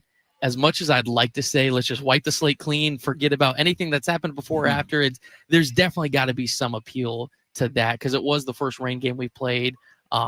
Again, right, wrong, or indifferent. Last week it happened. This week it's completely brand new. But yes, I'm sure there's a little bit of turnover that'll help there. You guys specifically, the staff, Sean Lewis, yourself, have really embraced the community's tie to our local military, whether it's veterans, active service members, those that have made the ultimate sacrifice. You're wearing a camo San Diego State hat right now. Pretty sweet. You're going to have thousands of veterans inside Snapdragon Stadium on Saturday evening as well. Can you kind of explain that process that played out? Yeah, so we've got, again, this season's been so special because it's brought in so much support from even people that just come out of the woodwork and say, hey, how can I give back? So we've had a couple, more than a couple, very, very generous supporters say, hey, I want to make sure we can give back to the city, to the community, to the veterans, and rally around Veterans Day. So we were able to get some supporters raise up to 2,500 free tickets for veterans. So any veterans go to Vet Tix. I know that's being pushed around, and again, it's all a rallying cry to how can we connect the city the best way possible. And it's Veterans Day on Tuesday, and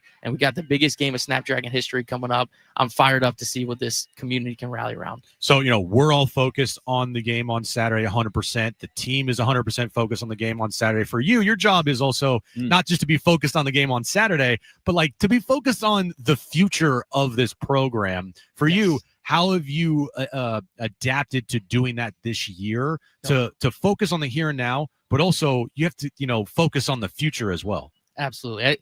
A lot of my job is taken away from what used to be on Coach Lewis's plate in season that takes away from helping him win football games. So whether that's the forward-thinking vision, we still connect about everything, but he's got to focus on game plan. He's got to focus on winning, and I get to kind of look at the 3-year vision, the outlook, and one, how can we retain our best players, and how can we recruit better players and continue to raise the ceiling of this program every single day and every single year. One of the ways to do it is with this Finish the Climb campaign officially underway at this hour, following the anonymous donation of a $1 million challenge gift. your gift is essentially doubled. So you can make that donation right now. Go Aztecs.com. San Diego State football looking to raise $2 million in support of the Aztec football program's recruitment and retention fund. Again, following the $1 million donation from an anonymous donor, all donations will be doubled essentially or matched up to $1 million. Caleb, great to see you, my friend. We're looking forward to Saturday night, Snapdragon Stadium. San Diego State, Boise State, Saturday night at 7:30. Tickets at goaztecs.com. Thanks, Caleb. Absolutely. Thank you, guys, and let's win championships together. We need everyone. There we go. Caleb everyone. Davis, Thanks, San Diego Appreciate State's general manager. We'll take a time out. More on the Padres news from today. Plus, Chris Hodge, Taking Vegas, has free picks for our listeners. Coming up at 4:30, this is Jon and Jim.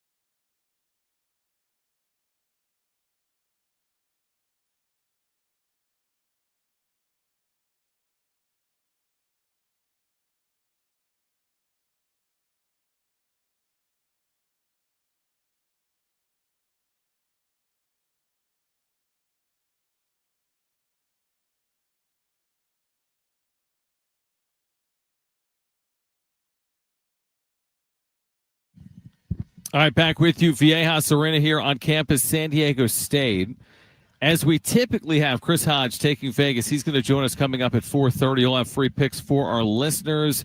We've got Thursday Night Football, Jets Patriots coming up tonight, so we'll have that free text pick for you. We'll have some college and NFL plays for you as well coming up at 4:30. Faroh Compton, rising sophomore basketball player for San Diego State that plays at Viejas, will join us later this hour as well. And if you missed Kevin Acee, you're going to hear a conversation about this impending sale of the Padres. You'll hear that at 5 p.m. It was Kevin that broke the story. We continue to just kind of take it all in. It was the last thing I expected today, Jim, when I woke up, that there would be an article from Kevin Acee initially that the Padres are, in fact, open for business when it comes to potentially finding a next ownership group for the franchise. I wasn't necessarily expecting that today at the GM meetings. No, I have Kevin's notifications turned on. I think I turned them on for the trade deadline along with Dennis, and I just never turned them off. Yeah. So, like, they're just, like, on. And I might turn them off, but, like, I just keep them on just in case, right? So I get the notification, and it pops up on my phone. Yep.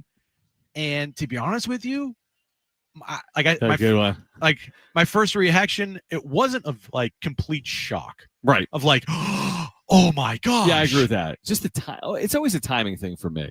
It like, you expected it today? Yeah. I kind of was like, huh, they're actually doing it.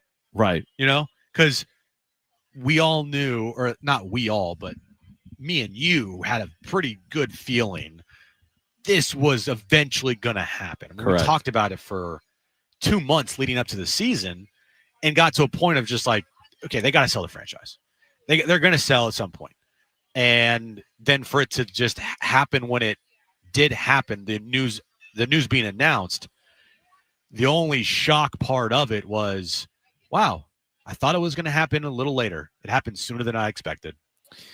Yeah, I guess there's never you never know when it comes to something like this. But if I go back to last offseason, when we talked to all those guests about Shiel Seidler's lawsuit, my overwhelming thought process at that time is that the Padres are likely to be sold at some point, and this lawsuit might play a large role in them eventually being sold. Yeah. And it hasn't even been a year since that lawsuit from Shiel Seidler was filed. And we talked earlier about an interview we did with the reporter that broke that story back in January, Eben Novi-Williams of Sportico, who broke that story. He said the most likely outcome that day was an eventual sale of the San Diego Padres. So again, in the short term, I don't think it's the greatest thing in the world that the San Diego Padres are about to be sold. Like, I think that throws a lot of things up in the air. Remember what Jurickson Profar said during free agency? Like, there's a lot going on with the Padres.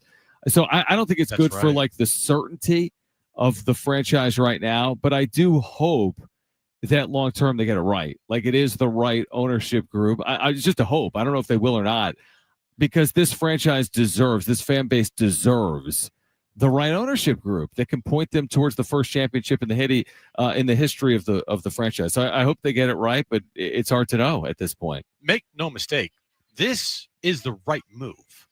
I feel that this is the right move. I just understand, and I'm along with the fans as well feeling this way. Like, I understand how today is like a what the F from the fan base because of everything that was said prior, right, leading up to this. I mean, you had Eric Grupner yapping spring training about how, Jon views this as an asset to be with the team long term, and like they view this as a long-term deal, and it's just like, no, no. I mean, what changed over the last 9 months? What has changed since what Eric Grupner said? Yeah, potentially a lot. I mean, we don't know. We don't know. Again, that's a good. We don't good answer. know. Nope. Eric Grupner isn't Jon Seidler. No, but Eric Grupner also has equity in the team. Yeah, right. A small share of the team. You'd think he'd be privy to those conversations. And then from that, probably saying that to kind of put out any type of fire, because that was right at the Shiel, around the Shiel lawsuit. Yeah, it was like a month later. And the main thing in there that Shiel said, and I read it earlier in the show, is that she's afraid that Matt and the Seidler brothers would sell or perhaps even relocate the franchise. She did say that, yeah. And so the questions asked to Eric Grupner were in response to that lawsuit. And then you say what you say, and then 9 months later, the team is up for sale. And oh, by the way, this thing has probably been in the works for a little bit now. That's where the frustration from the fan base comes. I think in the long term, this potentially could be a great thing. It also potentially could be a disaster. But I do think getting this franchise out of the ownership of the Seidler Bros, it needed to happen. Yeah, I agree with you. It's like we sometimes say during the season, we're like, it's not going to get worse than this. But then if you've watched baseball, like you can't say that with the Rockies. The Rockies might have started 2-12, and it got worse. Yeah. Then 2-12. It's like, well, you might say, well, I don't like the direction that they were heading in under the Seidler Bros, so it's going to be better than that. But you can't guarantee that because there's some awful ownership groups. 100%. You don't have to look any further than like the ownership group at the Chargers, right? Or like you don't have to look very far to find some ridiculous situations, the way the Clippers situation played out, a decade ago, or what's played out obviously with the Chargers. So like you're always hopeful that you end up with the next Peter Seidler. But then again, how many Peter Seidler ownership groups have there been in the history of the city of San Diego in professional sports? So like, do you have to get lucky? Like, I don't know if we can count on them finding the perfect group to lead them to the promised land, or are they going to have to overcome their ownership group to win?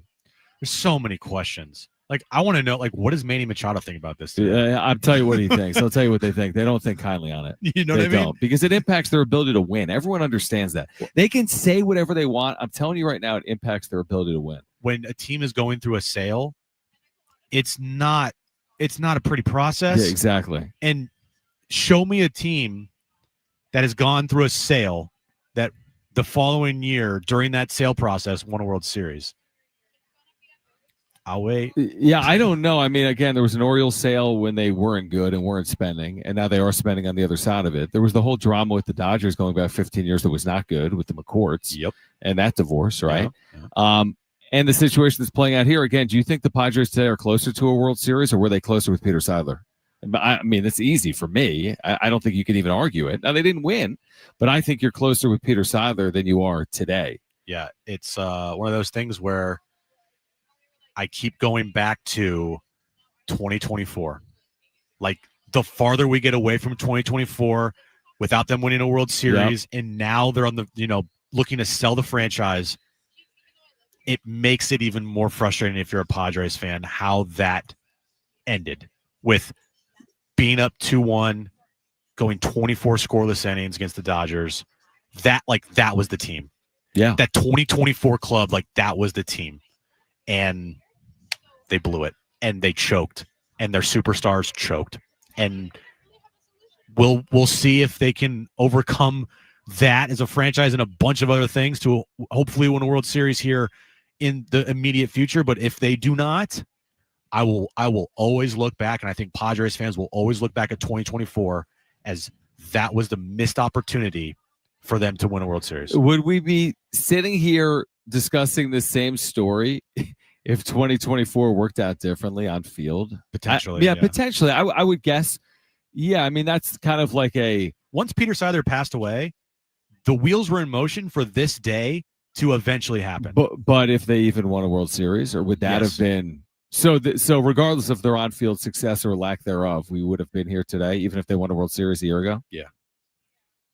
I guess we'll never know. You could make that argument. Yeah. I mean, what would really change financially? Nothing. I mean, you would get a little more money as far as revenue goes, but nothing to... Not like billions of dollars. Nothing to pay off all these loans that you need to pay off. Nothing to pay off all these contracts that are long-term and frankly awful. Like, it would help the fan base be like, today, if they won a World Series, at least we won the World Series. Exactly. Just go back and watch World Series highlight videos. Yeah, I can deal with it because we won a World Series. 100%. But having not won a World Series, it makes it even kind of more bitter that you just don't know what's on the other side of this.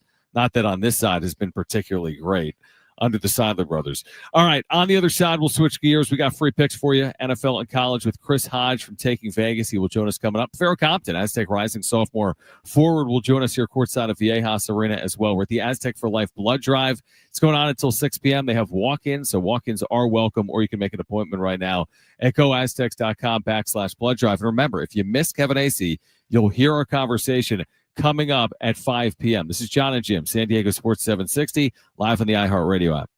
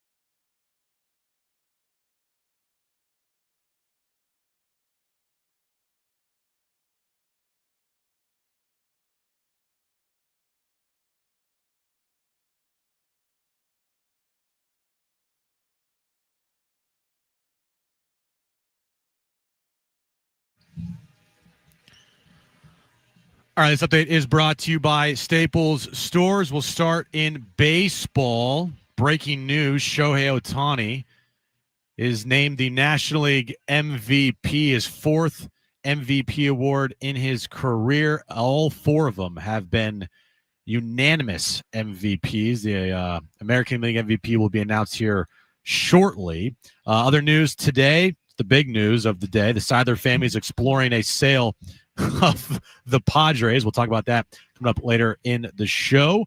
And tonight, 6 p.m., the Sean Lewis Coaches Show with John Rich and Coach Lewis right here on San Diego Sports 760 at 6 p.m. Have an easy holiday only at Staples. Save on custom cards and custom wrapping paper, great gifts, plus shipping supplies and services to get your packages there safely. Don't miss out on the latest laptops, up to 45% off. Staples, that was easy.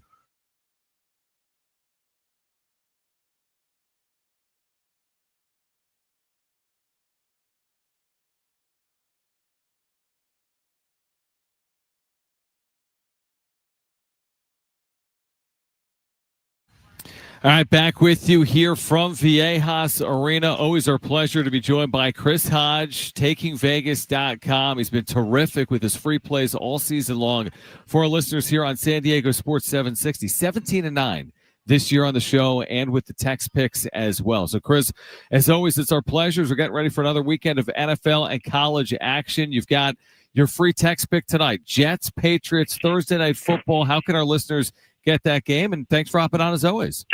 Yeah, so I annoyed a lot of people in New York today. There's a very big station. You guys could look it up, WFAN, probably one of the biggest stations in the country. Heard of that? Yeah. You know, when I go on and I say the Jets are gracing us with their miserable presence tonight, and they have a better shot at winning the game, then they're not going to win the game. They have no shot to win the game, and I just go on against the Jets, right? So the Jets ain't winning tonight. But the matter, the Jets aren't winning the game tonight. That said, 12.5. 43.5. It's about, are they going to cover the point spread? So we're going to give this game out absolutely free. Text the word win to the number 545454. That's text the word win to the number 545454. And we'll hook you up with this game. And I hope to not annoy the listeners in San Diego with this call that I'm doing like I annoyed the people in New York.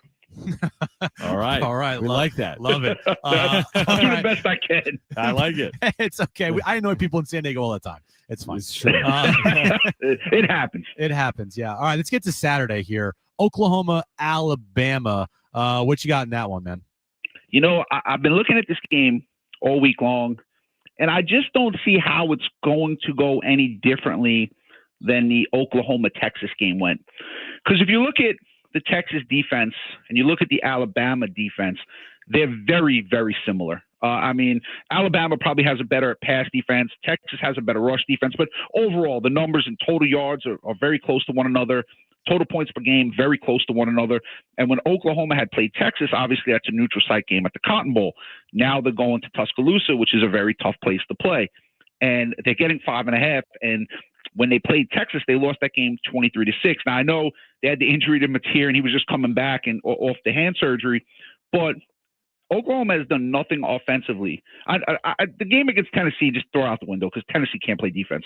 They've done really nothing offensively most of the season. In fact, their first 7 games all stayed under the posted total, and the last 2 have just gone over. I just don't see how they're going to move the ball against Alabama. And while Oklahoma is a good defensive team in their own right, Alabama is a more talented team than Texas. So if you lost to Texas by 17 in a neutral site, I just don't see how you're going to really do any better against Alabama on the road. So I'm going to lay the 5.5. I think Alabama better on both sides of the ball. Tough place to play. And look, I'm just not sold on Oklahoma. I'm just not. I don't think they're a very good football team. They're ranked number 11, but from what I've watched them do this year, I don't think they're very good. And I think Alabama at least beats them by 14. I like that logic. I like that play. So again, Alabama, Oklahoma, lay the points. And again, if you want tonight, we're talking about this Jets-Patriots game. If you want it absolutely free, just text the word win. That's WIN to 545454. That's win, WIN to 545454. Let's go back to the NFL. Chiefs Broncos, massive, right? I mean, you look at where these two teams are right now in the AFC West. That's coming up this weekend on Sunday. What are your feelings on this one coming up? I mean, this is crazy because Kansas City they're tied with Denver in terms of the odds to win the AFC West. Mm-hmm. Well, Denver's sitting at 8-2, Kansas City's sitting at 5-4. They're both plus 135 to win that division. Kansas City is still the favorite to win the Super Bowl, which kind of crazy to me, to be honest with you. And not saying they can't win the Super Bowl. I'm just saying at this point of the season, to have them be the favorite to win it is just odd to me. And they're going into Denver, and they're a pretty big favorite. They're 3.5 against a first place football team. That's a pretty decent sized favorite. I don't know if you guys have spoken about this. Andy Reid off a bye is the best of all time. He's 22-4 off a bye week. And that is the best among coaches that have at least 10 situations where they've coached after a bye. So he's the best of all time in that situation. I believe it's the season on the line for Kansas City. Both teams are obviously very familiar with one another. Here's what makes this game so tricky. If you've watched Denver play this year, this team literally could be 3-7. I mean, they had a miracle win against the Giants. They came from behind against the Eagles. They had another win against Houston where Stroud got hurt. I mean, they have won games that most teams would find ways to lose. So to their credit, they have found ways to win these football games. So it's hard to go against a team that, for whatever the reason, they just find ways to win. But I can't get by two things. I can't get by the bye record for Andy Reid and the utter desperation that Kansas City is going to show in this game. Because if Kansas City doesn't win this game, they're in a lot of trouble. So I'm going to lay the 3.5. I think it's going to be a lot closer. I would, if you're looking to bet, like let's say you have $500, I would put $300 on the Alabama free pick, and I would put $200 on this Chiefs free pick. I would stagger it that way with Alabama being a bigger play. I think the Chiefs get it done. I think it's going to be close. But I'm just going to go with Mahomes in a desperate situation with a coach that never loses after a bye. Chris, what can you tell us about how NIL is impacting football games this season in college, specifically in the fourth quarter? I mean, it's a great question. There's always something that goes on, every year that you have to adjust to. A couple years ago, the transfer portal got brought into our lives. There's different rules now with JUCO. I don't know if you guys are familiar with this, but if you go to junior college, you would lose those years of eligibility. Well, this year they began saying you won't lose those 2 years of eligibility. So just think of like 2 or 3 years from now, you're going to get players that were in JUCO that are 20 years old now going into college football with 4 years of eligibility. So there's always things that are going on that you have to adjust to every year. This stuff with the NIL this year is absolutely crazy because basically these schools have a $20 million cap with their football players. And what we're watching is, do you remember like the old days? If your starting wide receiver came out, the next guy coming in was pretty good. He wasn't as good as the starter, obviously, but he was pretty good. What's happening now is when they take their starters out, when they're taking guys that are making $2.5 million or $2 million out, and they put the next guy in that's really not making anything, he's terrible. And lots of teams are blowing big leads. This just happened with North Carolina on Saturday, and it's been happening all year long. So what we've begun to instruct our clients to do is to buy out. So if you get up over a touchdown over the number and they're offering you 50 or 60% on a buyout, buy out. Now, I know it's a little long-winded, but just hang with me. You guys can't do that in California because gambling is not legal. You guys have to bet offshore.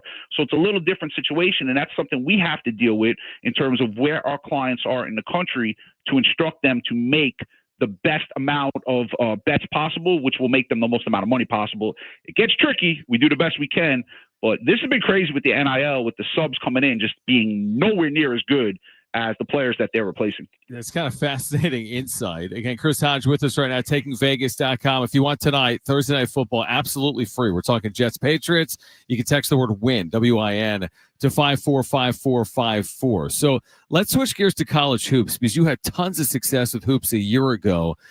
Like, how do you prepare for a college hoop season? Hundreds of games going on, 300-plus Division I teams now underway with their season. What goes into handicapping for your clients in college basketball?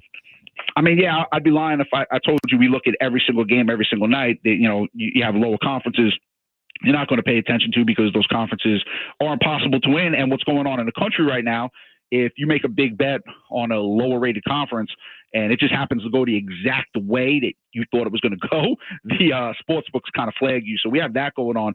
But in terms of the big conferences, you know, we're watching every game. We're scouring over all the information possible. We put so many man hours per week into studying college basketball. And a lot of people out there, they have a general idea of what goes on in the NFL. They have a general idea of what goes on in their favorite conference in college football.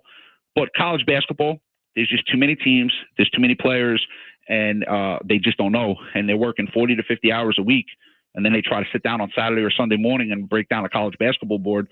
They have no shot, zero chance. I'm not saying it to be arrogant. The only reason why I have a chance is because of the team I have behind me and the research we put in. So it takes a lot of work, and that's why we have the success we do when it comes to college basketball. And I always thought, of all the sports, I always say this, I think it's the easiest sport to win is college basketball. We've had the most success in college basketball, and we've made our clients the most money when it comes to college basketball. Yeah, I remember all that success you had just a year ago for our listeners right here on San Diego Sports 760. And that's continued this year. Again, Chris is 17-9 with his free plays and the text picks as well right here for our listeners on Jon and Jim. If you want another one tonight, again, 17-9, he's winning at about a 67% clip. Text the word WIN, W-I-N, to 545454. That's Jets Patriots tonight. 545454. Just text the word WIN to 545454. Chris, appreciate you, my friend. We'll do it again next Thursday night. Hey, real quick before you let me go, I know Shohei just won the NL MVP. Yeah. What do you guys think? You think my boy Judge wins the AL, or you think it's going to be Cal Raleigh there? I think it's going to be Aaron Judge. He wins it by. I mean, it's going to be a very close vote. I think. I say Raleigh. Because Judge has won it before, and because he's reaching thresholds that have never been reached for catchers, I say they just give it to Raleigh. More sympathy. All right. This is not a hometown bias. I know you guys have to let me go. I think it's going to be Aaron Judge. I think when they look at the totality of the numbers, not to take anything away from Raleigh, fantastic season. But I think when you look at the total numbers, I think they got to give it to Judge. But hey, Ohtani was just unanimous. I don't think Judge is going to be unanimous, but I do think it's going to be close and Judge wins it. How does Ohtani win that? He only hit 55 homers. And he had a 2.870 ERA. Come on, I mean, give me a break. Yeah. Give me a break. He's been good, man. He's been good. Yeah, he's been all right. Unfortunately, I would have given it to Xander Bogaerts, truthfully. All right, thank you, Chris. We appreciate you. You guys have a nice night. I mean, how many MVPs is Shohei Ohtani going to win? Yeah, he can win them all. How many has he won? 4? He's won 4. 4 unanimous. Well, he's going to win 8. He's won 4 unanimous MVPs. 8.5 over or under. Over. Barry Bonds and Shohei Ohtani are the only baseball players to win 4 or more MVPs in their careers. Yeah, and there's a difference in there as well. Yeah, for them, like Ohtani. Hey, pitches. Guess how many Padres accumulated votes for MVPs this year? For the MVP this year. Share that on the other side. Plus, we're expected to be joined by Faroh Compton, San Diego State forward, here from Viejas Arena. Then you're going to hear from Kevin Acee coming up at 5 p.m. It's Jon and Jim.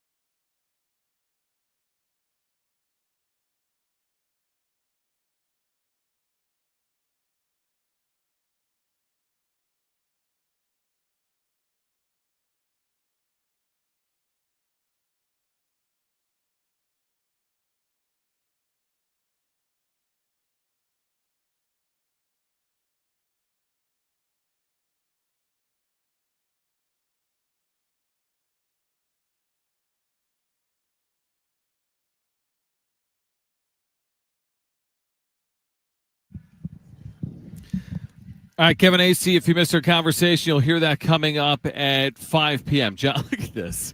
Faroh Compton may swing by. San Diego State, outstanding rising sophomore. He's had like 10 dunks in 2 games so far, by the way.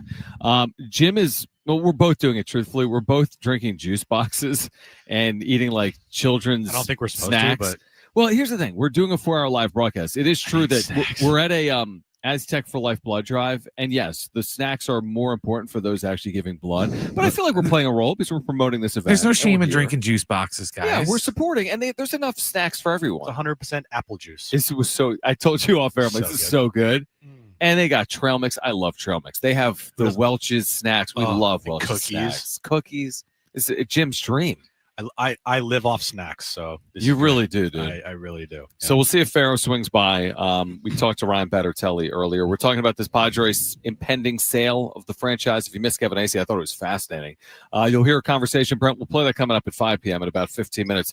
Kevin Acee, our Padres insider, still just kind of reacting to it. I don't think I'm at the point, we said this earlier, I'm not at the point yet where I'm going to tell you who I think is the next owner of the team, but we're reacting to it. We're also reacting to the news of the most valuable players being unveiled right now. Shohei Ohtani has won it in the National League. That is not a surprise. He's unanimous, as Jim told you, for a 4th time. And now we wait on the American League, and that is intriguing. Aaron Judge and Cal Raleigh.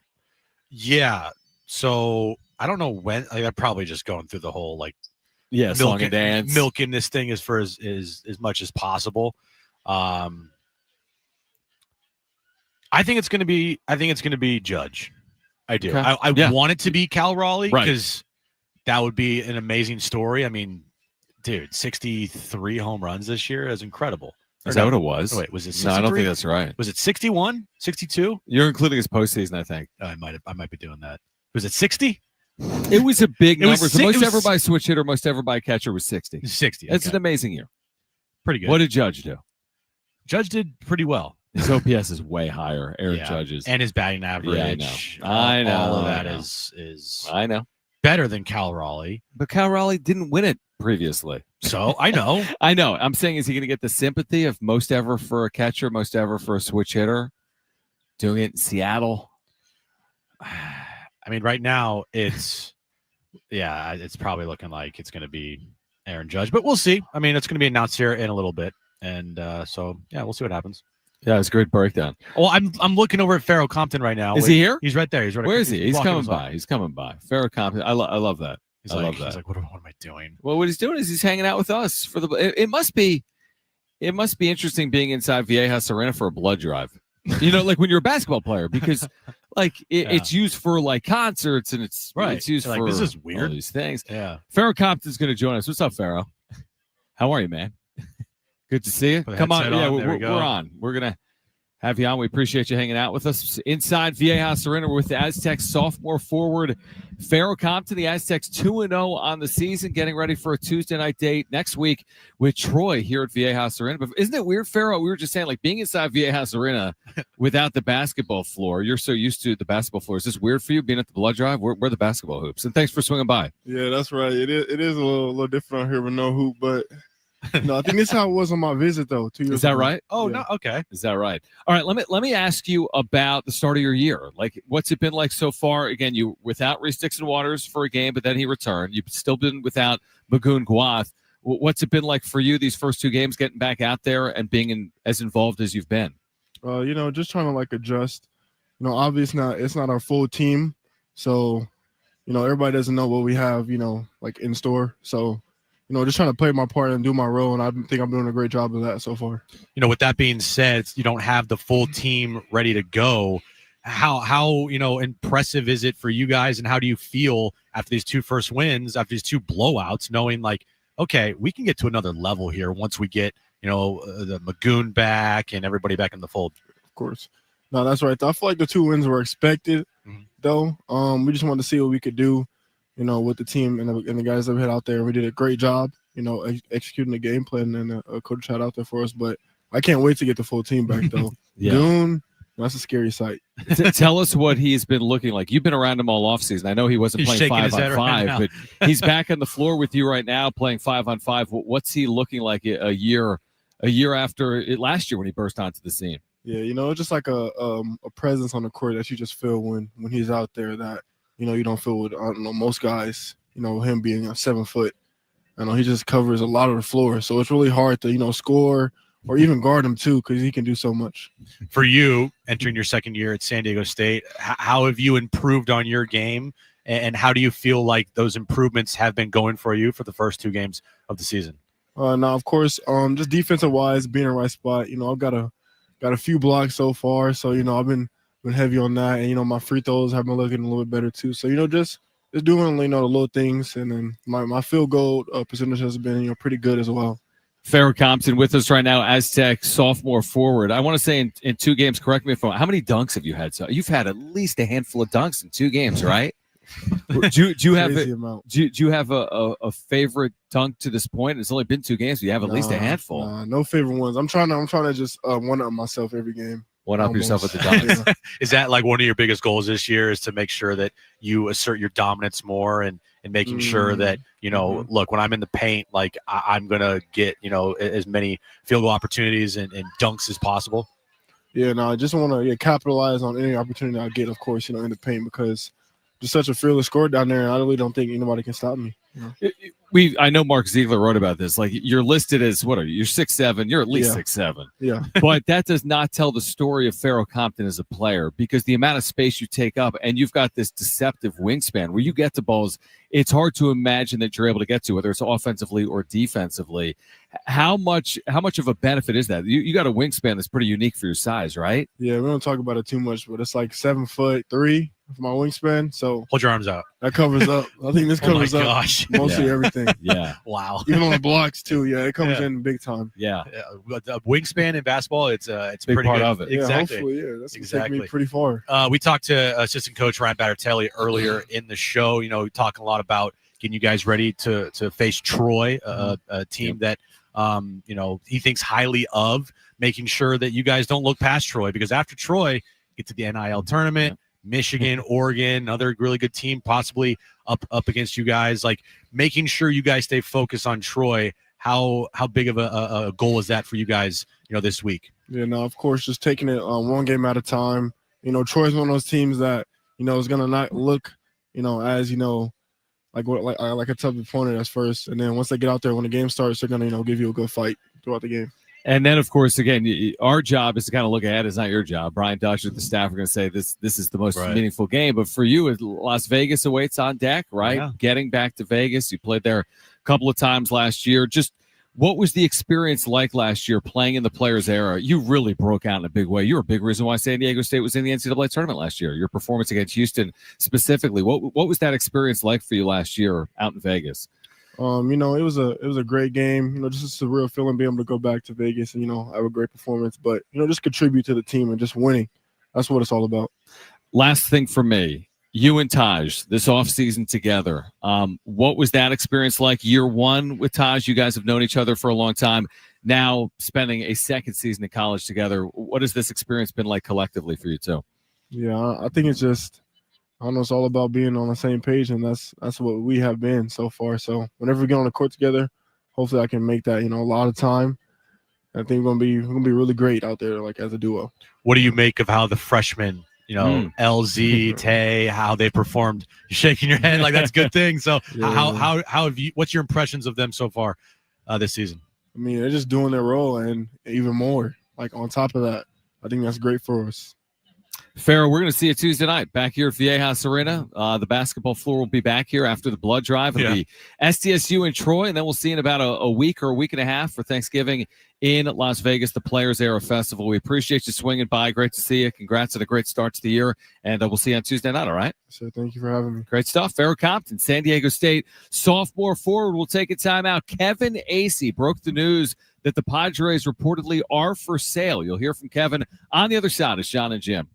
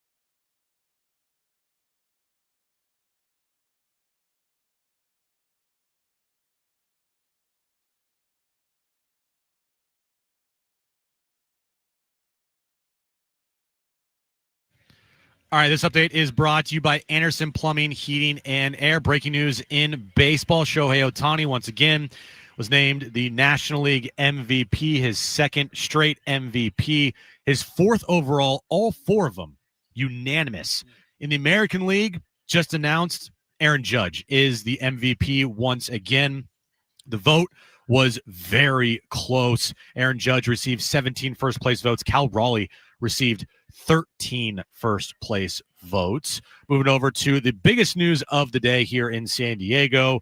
The Seidler family is exploring a sale of the Padres. John Seidler released a memo this morning explaining as such. And tonight, 6 p.m., the Sean Lewis Coaches Show with John Rich and Coach Lewis getting you ready for San Diego State against Boise State this Saturday night. Need HVAC this month? Get 0% for 18 months on a new system. Schedule your free proposal at AndersonPHA.com. Anderson, fast, reliable, wow.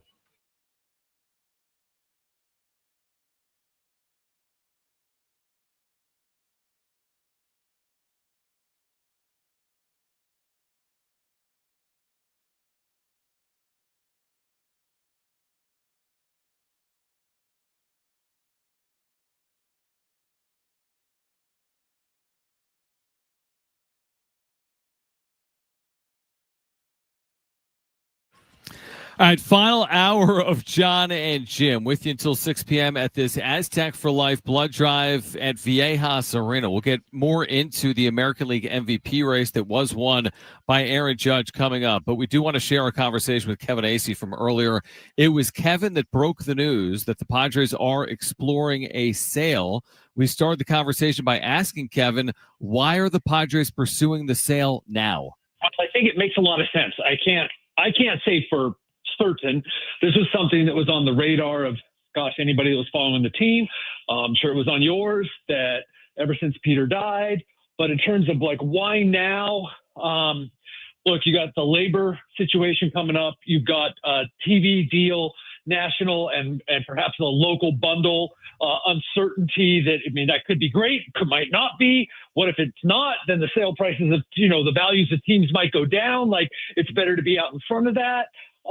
You have the fact that, look, the reason that this was on our radar as a possibility was the Seidlers can't really afford to play in this game. And when I say the Seidlers and 8 or 9 other owners, to have a top 6, 7, 8, 9 payroll and be saddled with some of the contracts that they are, and to be thinking long-term down the road, being competitive.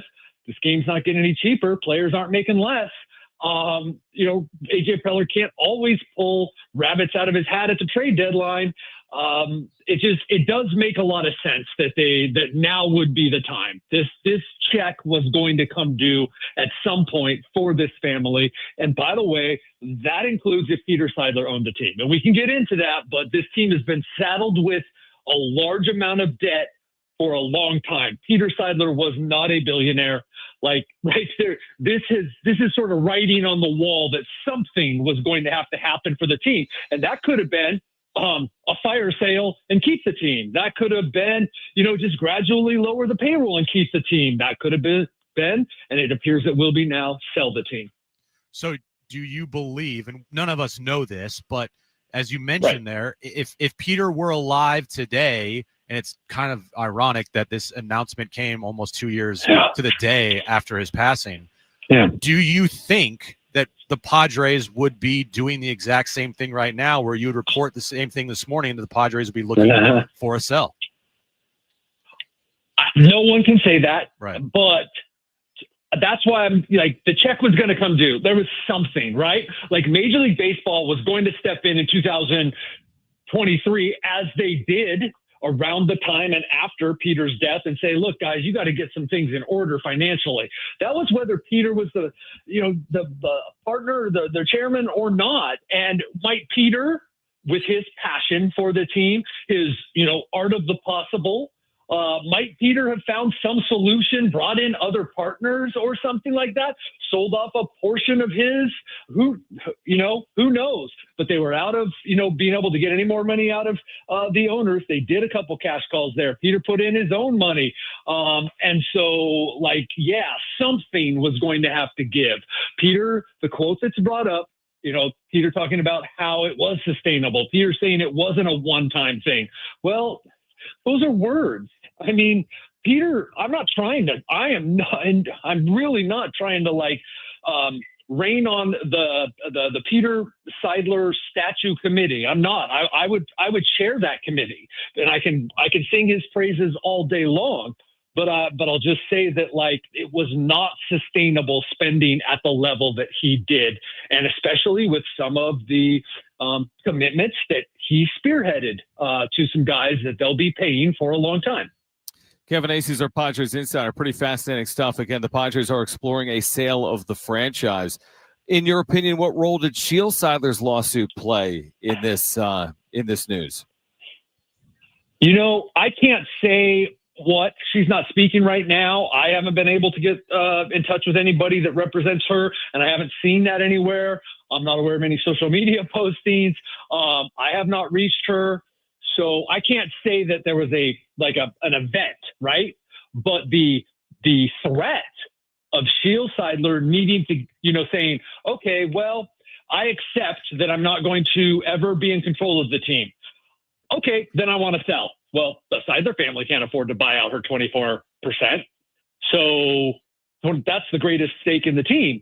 So if she sold it to someone, that person was going to become the control person. And then why are the Seidlers even in this?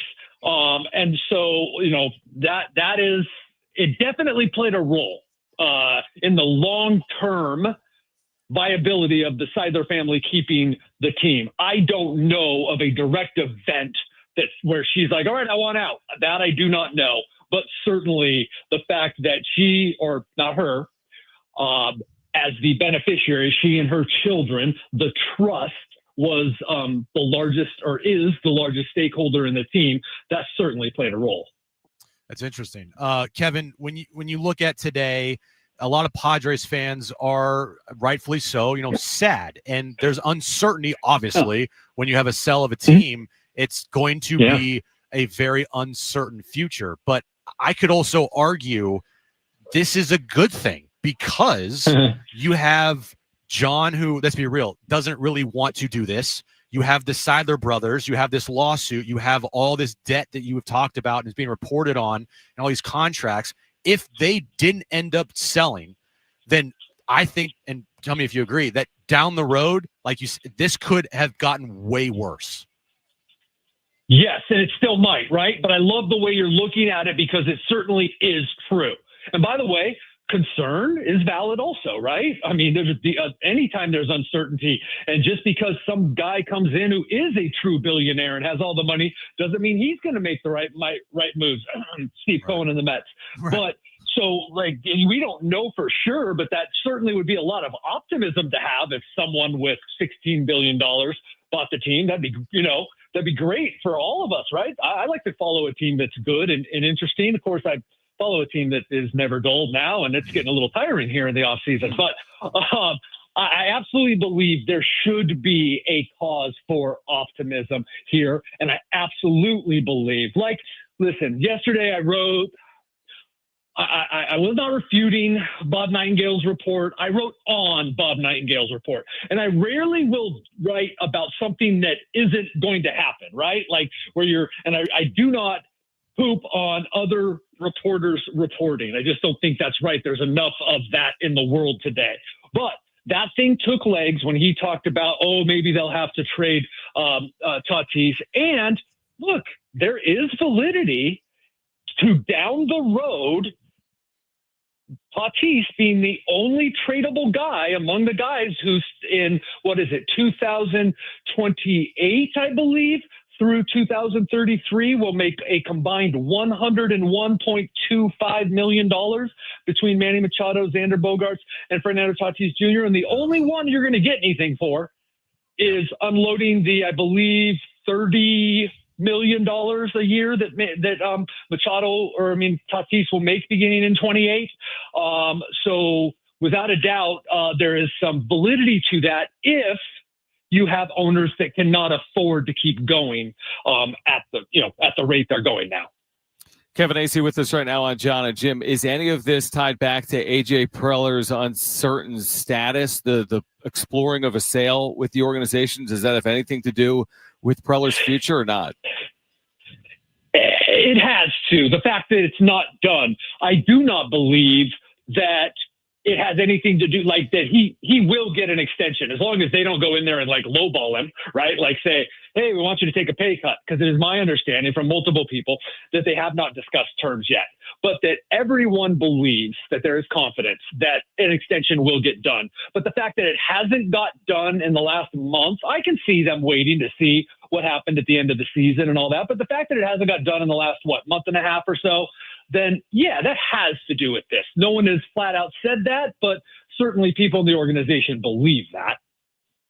How much does this news affect their off-season plans, if at all? Multiple people have said, and that's why I have quoted and repeated the quote from Eric Grupner. And then yesterday, as I talked to people that are very familiar with the inner workings, they swear that this will have no effect. And it, look, we're right to question, oh my gosh, because we've seen fire sales before. We know about, at least, we have a basic understanding of wanting to get the books as positive as you can. But look, the reason the Padres are attractive is because they play in San Diego at Petco Park, where the fans have supported them to the tune of record attendances 3 years in a row. And all that is hand in hand with them winning, right?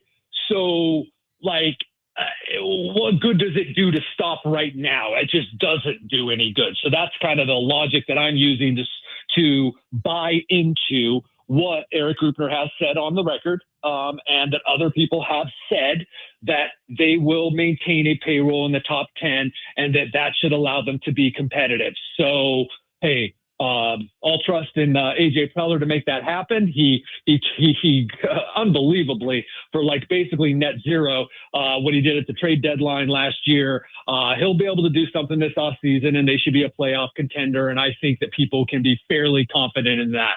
That doesn't mean they will be, or that we can't all like kind of question some things, but like, I think they'll figure out a way to be a playoff contender at whatever it is, $220 million or whatever.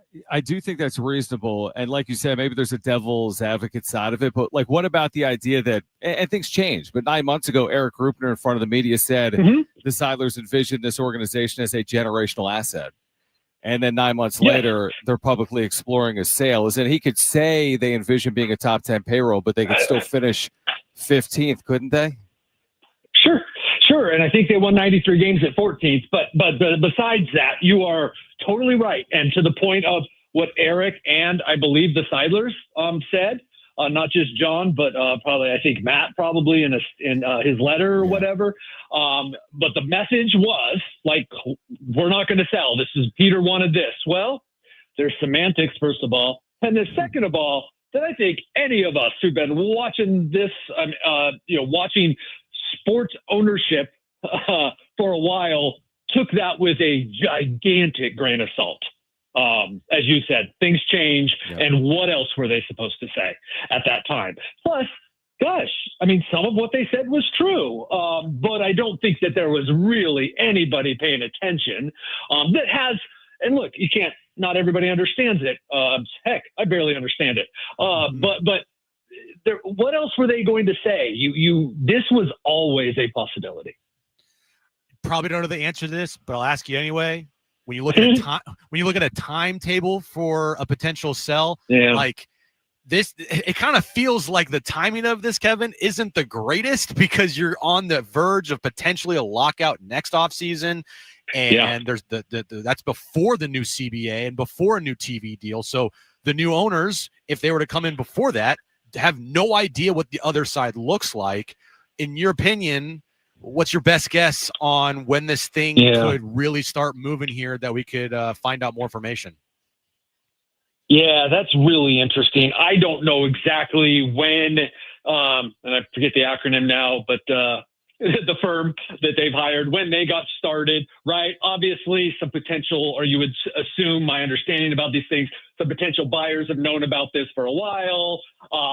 Could it happen in 4 months? Maybe. I mean, there's a lot of owners and a lot of pouring over the books. And by the way, a lot of loans that went out and all that. There's $150 million worth of cash calls that some owners with interest have to be paid back. I mean, there's a lot of fine-tooth comb by lawyers to go over with.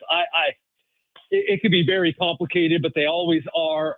It's a great question, and thank you for saving me right away to say I don't know the answer. A lot of these things can happen like fairly quick, and then some of them get right to the edge, and then after a year or a year and a half, and they don't happen. We did have a sale this year, the Rays, and a sale last year, the Orioles, and the lockout has been being talked about since the last one ended. So there's also great optimism within certain ranks of, now it may be delusional optimism, but there's great optimism within certain ranks of the owners in MLB about a new TV package or streaming package or whatever combination. And so maybe it's not as doom and gloom as we're hearing on the outside, where I'm basically thinking, man, I'm going to have a few months off next year. It's really impossible to say, but those are all like really interesting questions. Last question from me. Two-part. What are they worth? And is it about the Seidlers finding the right ownership group for the San Diego Padres, or is it about the Seidlers maximizing the return on their investment? Gosh, I hope it's both. I really do. And that might be idealistic and naive of me to say that both are possible, and that if they really do want to leave, because I think they're getting a bad rap. I do.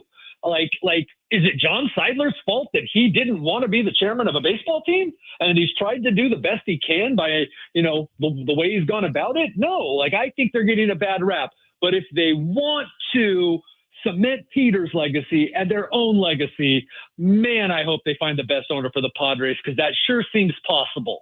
Because this is no longer a Seidler or a O'Malley or a Spanos or even a Steinbrenner. This is new money here. This is big money here, and there are entities and people that want to not only be involved in the game and love the game, but also you can make money. Obviously, the Seidlers will make a fair amount of money on this. You ask what the value is. My understanding is more than 5x of revenue. So the Padres, approximately $500 million a year in revenue, should be worth at least 2.5, 2.75, and then that's billion, by the way. And then it's like, well, is there a bidding war? Is there somebody that wants it, and thinks, oh, well, we can really maximize this? Is it $3 billion? I mean, whatever it is, it's a lot more than the $400 and something million in cash that they paid. I know the price that was reported was $800 million, but these people raised $400 million between them, and now they're going to sell the team for quite a bit more. Kevin Acee, terrific reporting this morning in the UT and joining us here on Jon and Jim. Appreciate you, Kevin. We'll check in tomorrow when the team is officially sold. Wouldn't that be great? Wouldn't that be something? Let's get over with now. Don't drag this thing out. Wouldn't that be something? Thank you, Kevin. All right, we will react to that conversation on the other side with Kevin Acee, plus the latest with the National League and American League MVPs. Those awards have been handed out. We'll react on the other side. Jon and Jim.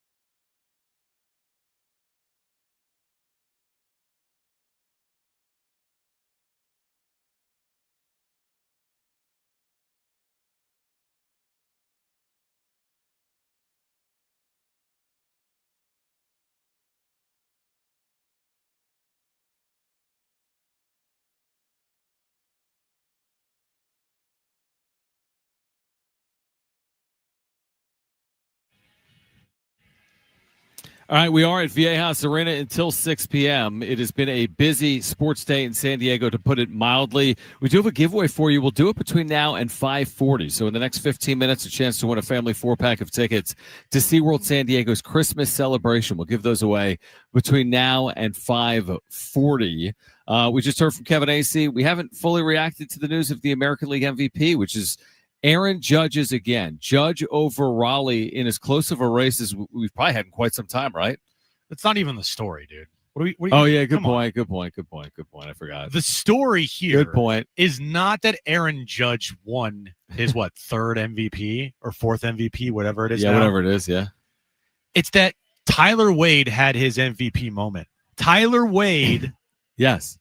That Tyler Wade. That Tyler Wade. Wadey somehow got his way into the room with Aaron Judge during this announcement. If you go back and you go to Twitter or whatever, and you watch the announcement of Aaron Judge, winning the MVP, if you look at the back row in his room or wherever they're at, you'll see Tyler Wade and just in the back of the room. You're like, what's going on? So I did a deeper dive. It makes no sense, to be clear, but would you believe that the year that Aaron Judge was taken in the first round by the Yankees, by the way, he was taken 32nd overall, Tyler Wade was drafted in the 4th round by the Yankees that year in 2013. And they spent time in 2013, 14, and 15 together in the minor leagues as Yankees farmhands.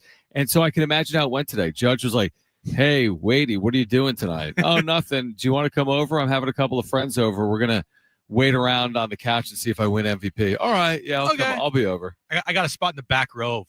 Oh, he was in the back, ready for you. He wasn't on that front couch. No, he wasn't. But there weren't that many people there. 15 people, and Tyler Wade was one of them. Oh, way less than that. Yeah, dude. 10 people. It was the family, a couple of dogs, a couple of friends. It was not how many people? Okay, 10. we got 1, 2, 3, 4, 5, 6, 7, dude, including Aaron Judge. He's in the group he's in a small group. Tyler Wade. Small group, dude. Who would have ever thought that Tyler Wade and Aaron Judge, according to this, they are boys. There's no way he would be there if they're not very close friends. Tyler Wade. Isn't that amazing? I saw a screen grab from somebody. Yeah, you're like, wait, and I'm what? like, this is photoshopped. Of course. Like, how is Tyler Wade there? And then watching the video back, lo and behold, there's Wadey. But serious question: Who do you think has had the better career?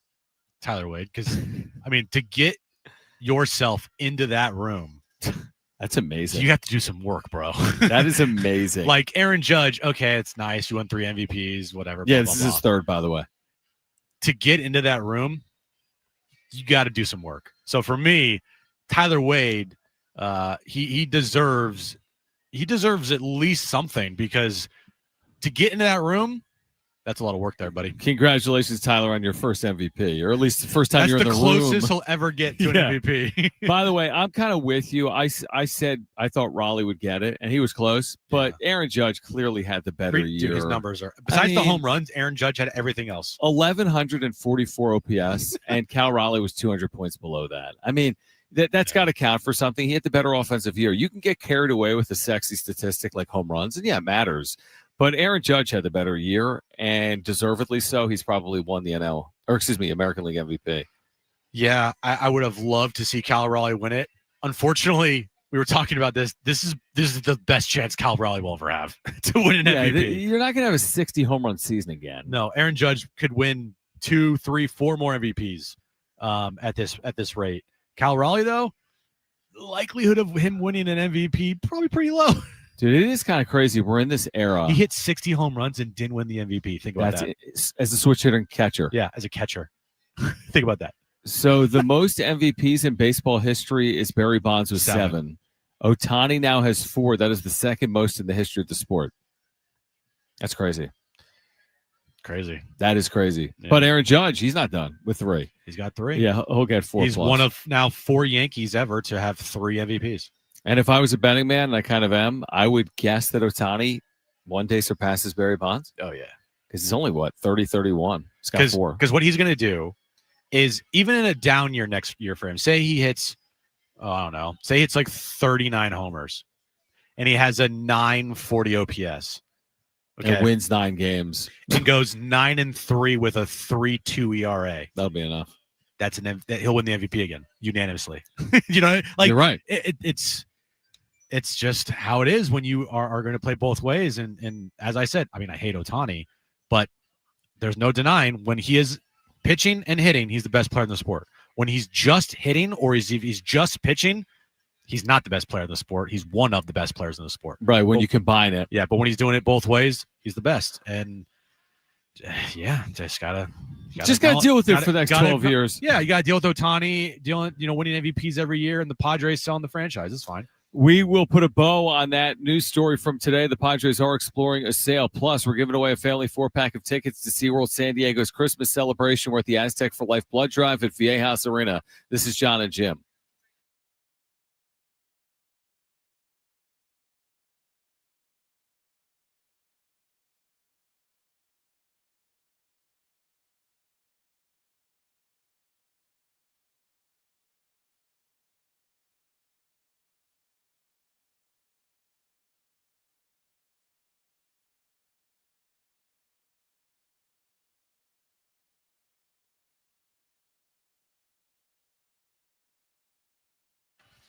All right, hey guys, it is Jon and Jim again for the all-new Jamul Casino Resort, the Players Place, and now open their hotel and spa at Jamul. It is the next level of luxury. It's arrived, and you can treat yourself to a stunning new stay, rooftop relaxation, indulgent spa treatments, and all the thrills of Jamul Casino Resort, now all in one unforgettable destination. Yeah, and savor San Diego's ultimate endless dining experience at Jamul 23.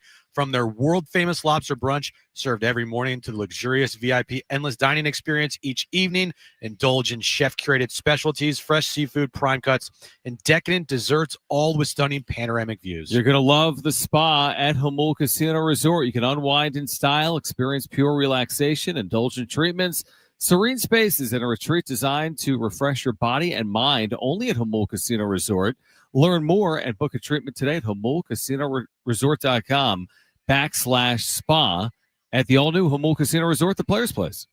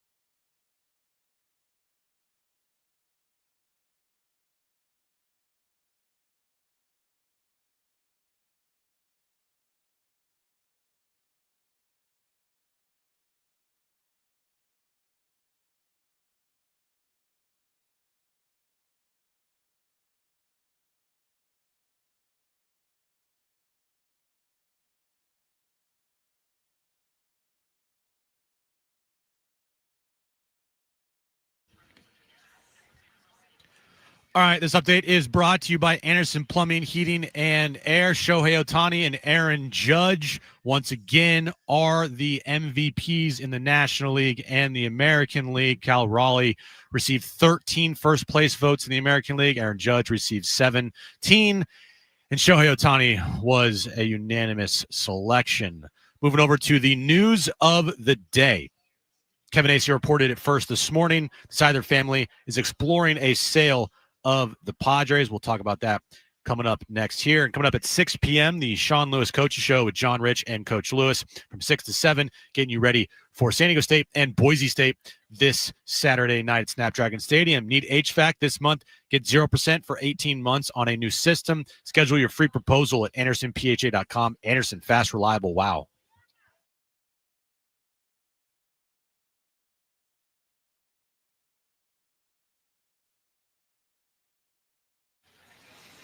All right, Jim's back page coming up. We've got a good giveaway for you. We'll do it in the next 10 minutes. A family 4-pack of tickets to SeaWorld San Diego's Christmas celebration. That is underway, going on now through January 4th. Underway beginning tomorrow.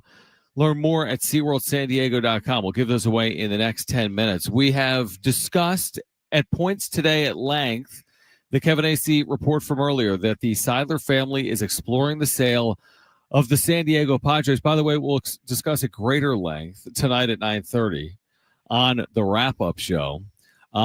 Somewhat of a surprising start to the day. Again, the news that they're selling the team isn't overly shocking if you've followed the story since Peter's passing, but here we are, 2 years after the passing of Peter Seidler, the San Diego Padres on the block. And now what comes next, nobody has any idea.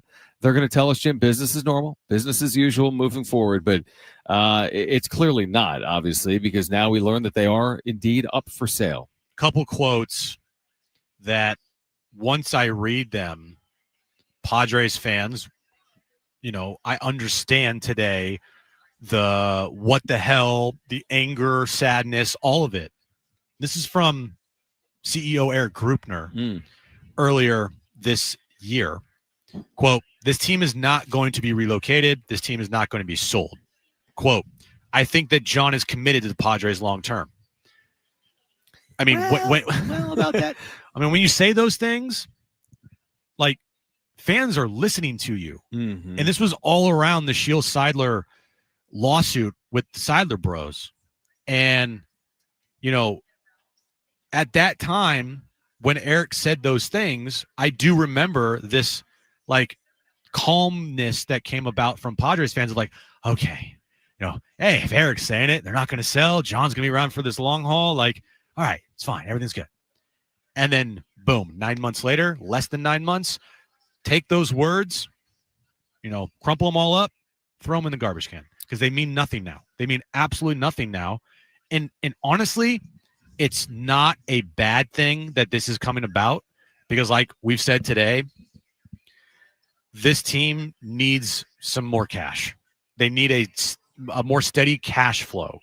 And the Seidler brothers and Jon, who doesn't even want this, by the way, he doesn't even want to be the control person or the owner of the franchise. He's secretly a Dodger fan. He's not going to talk to the fan base through the media ever. So you're never going to know what he thinks or feels or anything. So the best course of action is to get this guy out of town and get somebody else in here that's going to be better than him and have more money than him. The problem is you can't guarantee that. Can't guarantee it. Here's the other thing, like what you just brought up. We've mentioned this a couple times today. So Eric Grupner earlier this year, like definitively, as strongly as you can say it with words, is like, team's not being sold. Yeah, okay. It's a generational asset. Trust me, guys. Lost trust there. And then I see at the GM meetings, he's like, trust me, we're going to be a top 10 payroll. But, I mean, you can say it, and then they can tell me, well, we were actually 14th in payroll, but if you look at our CBT commitments, shut up. We were really – no. Like, a top 10 payroll, what does it even mean? You've already got $200 million in commitments for next year. You can't get out from under them. So maybe you're just going to fall – into a top 10 payroll.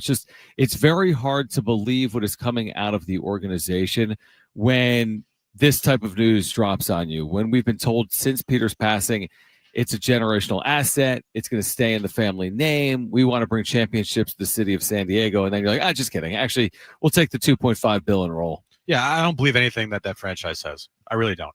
I don't believe anything Eric Grupner says. I think he has a sliminess to him. I don't believe anything, obviously, what Jon or any Seidler bro says. AJ Preller never says anything, but he's probably the guy that I would trust the most in that franchise right now. Mm-hmm. So, look, if going forward, hopefully this turns out to be the best thing in the world. But you just don't know. You just have no clue today. You have no idea how this thing is going to shape out. You don't know if this thing has to bottom out to get better, right? To get on the other side. What does that look like? I don't know. And that's the thing is nobody knows anything today. The only thing that we know is that this team is going to eventually be sold. And when? No clue. But at least I think, I can look at it this way, and I hope Padres fans can end up looking at it this way, is that do you really want a guy who is never going to communicate with you through the media, who is never going to speak publicly, who is a Dodger fan at heart, who doesn't have a deep pocket? Do you really want him as the control person, owner of this franchise? Yeah, the answer to me is no. Yeah, I mean, I would take like Kermit the Frog as a control person if the team on field wins. Now, the issue, to your point, when you add up all the things you just mentioned, when you don't have the deep pockets, when you don't have the desire, I think you have to have two things, in my opinion. Here are the things that matter most to me. You have to have an unyielding willingness to spend, even in a market like San Diego. Yeah. And you have to have a deep, deep passion. You can't have one or the other. I think the deep, deep passion was Peter, but what Kevin was saying earlier was like, well, at some point, stuff was going to hit the fan. Yeah. Okay, so that's the deep, deep passion. You have to have the pockets because you're competing with teams like the Mets and the Dodgers. Yeah. And like it's an uphill sport where the money does really matter. If I own the Green Bay Packers, I have the same resources as the New York Giants. But when I own the San Diego Padres, I can be outdone in resources by a team like the LA Dodgers. So easier said than done. I want someone that is as passionate as anyone, and I want someone that has the resources that are necessary to compete with quote unquote big market teams. Is that asking too much in a city like San Diego? I hope not, but that's what I want. Because the fan base deserves it. I don't know if the Seidler brothers are going to do right by the fan base. I think that if anything, if we're being realistic here, whoever offers the most money, that's where the team's going to go. But I hope whoever does offer the most money is the right person. No doubt. I agree. And if you look at the owners in sport, there's some bad ones. There's a lot of bad ones. And there's, I would say, very few great ones. Yeah, great. Probably true. There's good ones, but there's very few great ones. And I also do think Peter Seidler, how many Peter Seidlers are there out there in ownerships throughout the major sports? Little engines that could against all odds? Not many. I mean, I would put maybe Steve Ballmer as far as a guy who wants to win at all costs. Yeah, but he is he cares. But he has the pockets, right? He has the pockets. Like Peter Seidler was doing it against all odds. Everyone was saying it publicly, like they don't have the resources to do this. Yeah, I have to caution Padres fans. The likelihood of the next owner being remotely close to Peter Seidler are very slim because Peter was one of one. And this family has used his name to try to get the fan base on their side. And it completely backfired on him because everything that they have said since the passing of their brother, it's just a giant contradiction. They have gone back on their word. Everything. We want to have this in the family generational asset, won't be sold. You're a bunch of liars because I guarantee you there was a thought early on in this process that they're going to sell the franchise. Yet they continue to parade Peter's name out there like, oh, we're doing this for Peter. We're not going to. This is a generational asset. Peter, this is going to be in the family of the Seidlers for No. You knew you were going to sell, and now it's all coming to fruition because you can't hide it. You can't hide a sell, right? So this was eventually going to come out, and now it did. And my guess is they've been working on this for a little while. But John, they extended Jackson Merrill. Okay, it's like the most team-friendly deal ever. Any organization should extend its young star. Like that's not some amazing commitment from an ownership group that they locked up Jackson Merrill to the most favorable deal in like modern Padres history. No. So, yeah, I mean, okay, there's some credit there, but again, it'll be interesting to see where we go from here. But in all likelihood, it will not be with John Seidler running the San Diego Padres. All right, call right now if you want a family 4-pack of tickets to SeaWorld San Diego's Christmas celebration. Caller 4, you are going. 877-767-4760. Caller 4, you are going. Twinkling Lights meet Ocean Delights, November 14th through January 4th. You can experience the magic of the season and meet incredible animals like belugas, penguins, and sea otters. Plus, check out a winter wonderland with a million dazzling lights and the all-new Clyde and Seymour's Christmas. Tickets and more, SeaWorldSanDiego.com. Yeah, the Caller show's over. 4-877-767-4760. Jim's back page is next. This is Jon and Jim.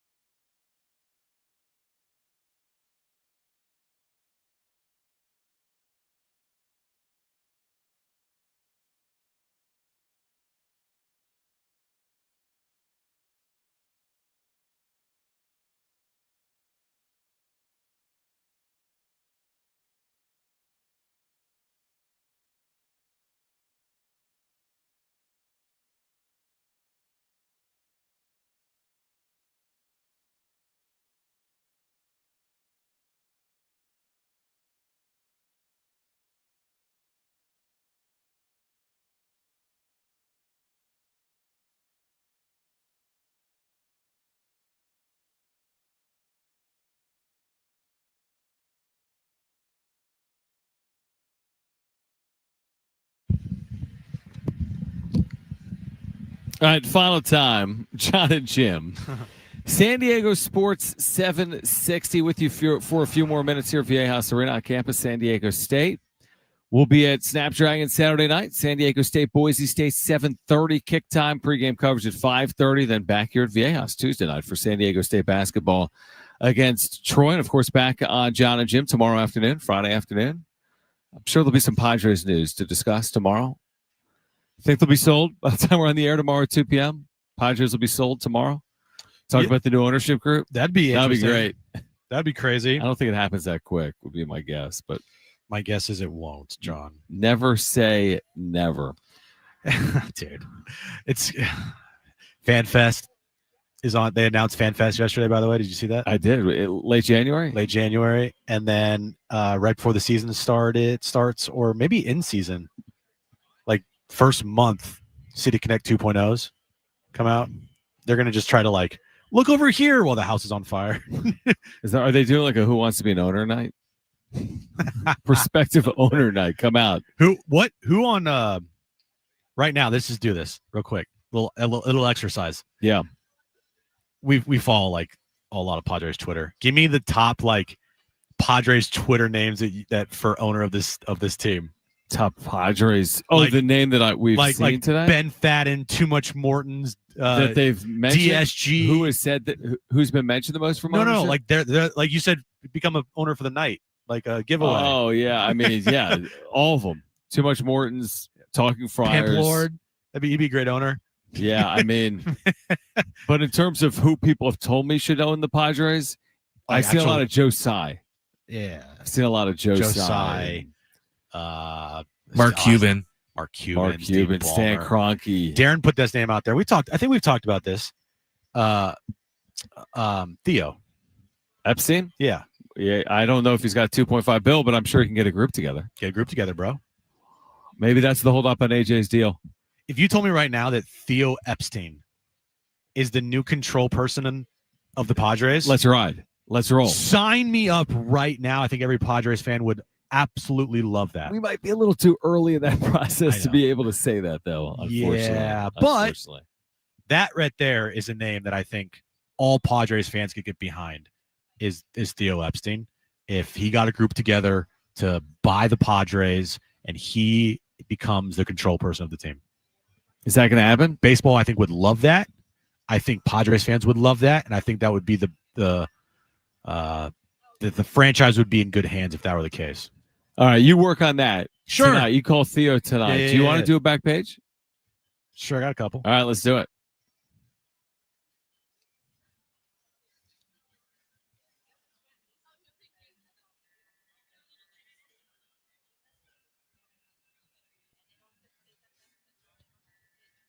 So MLB is hosting a golf tournament. It's the Capital One MLB Open, hosted at Shadow Creek. Yeah. And so all 30 Major League Baseball teams have 2 alumni players that will be playing as part of that, representing that franchise. Yeah. So who do the Padres have? When you think of the Padres and you think of alums, do you think of Jason Marquis? No. Adrian Gonzalez? No, not Padres first. No, I don't. Is that there too? Yeah. Yeah. No, I think of like Will Myers. Right? I think of like Tyler Wade. Yeah, Tyler Wade and Will Myers over that group. So those are the 2 Padres. Yeah, that are representing the Padres. And isn't this thing on like TV or something? Yeah. What channel? TNT. Okay. Coverage begins November 18th. All right, 9:30 p.m. Eastern. If they win, are they the new owners? Well, they already won in the pickleball tournament. True.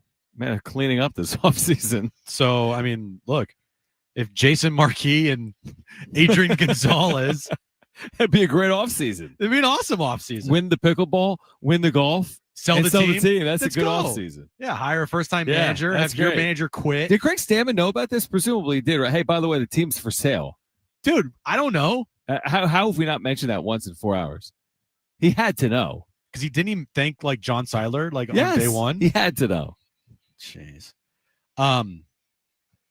This is big news in like the brand world in the NBA. So Steph Curry. Oh, here we go. And Under Armour have parted ways. Under Armour announced that happened following the release of the Curry 13, which will be the final Curry brand and Under Armour shoe. Curry brand will move forward as an independent company. What? So Steph Curry is a sneaker free agent come next season. That's crazy. Now he's only got like 2 or 3 more seasons left in the tank potentially, but still, the Curry brand. I don't think Under Armour's done a good enough job promoting the Curry brand with it recently. But he's taking that brand and moving it and taking it independently wherever it goes. By the Padres. Please. I mean, Under Armour, completely fumbled this Curry deal. I thought you were about to curse. Oh, no. Relax, dude. I'm like, Last Day Radio. Really did, dude. Boom. It was a huge deal. When they came out with that like a decade ago, that was massive. I've heard nothing about it over the last 5 years. I'm serious. I've heard nothing about it. Because Under Armour stinks. Yeah, they're around. They're not good at all. Okay, so he's a free agent. He's a free agent. More importantly, he's a sneaker free agent. Yeah. Finally, McDonald's, John, is bringing back their famous McRib.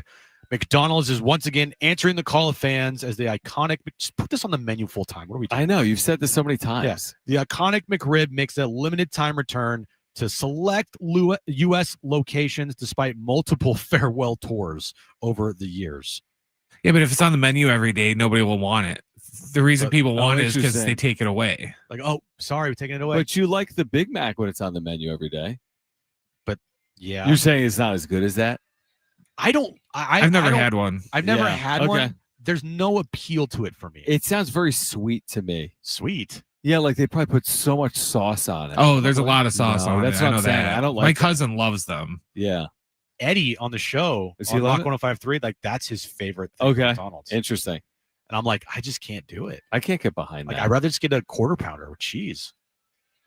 I'd rather buy the Padres. We're the new owners, guys. I'm buying this team. My first move, I'm trading for Ohtani and Judge. Sorry, Toddy. Peace. That report was accurate. Bye-bye. Just wheeling and dealing. All right. If you missed anything today, sports, including our conversation with Kevin Acee, sportssd.com. What do you got? If I was the owner, I'd give me a credential again. sportssd.com, iHeartRadio app, iTunes, TuneIn Radio, and Spotify. Thank you to the Aztec for Life blood drive here at Viejas Arena. We're back tomorrow at 2 p.m. For Brent and Jim, I'm John. Keep it here at San Diego Sports 760. Okay, bye. Bye-bye.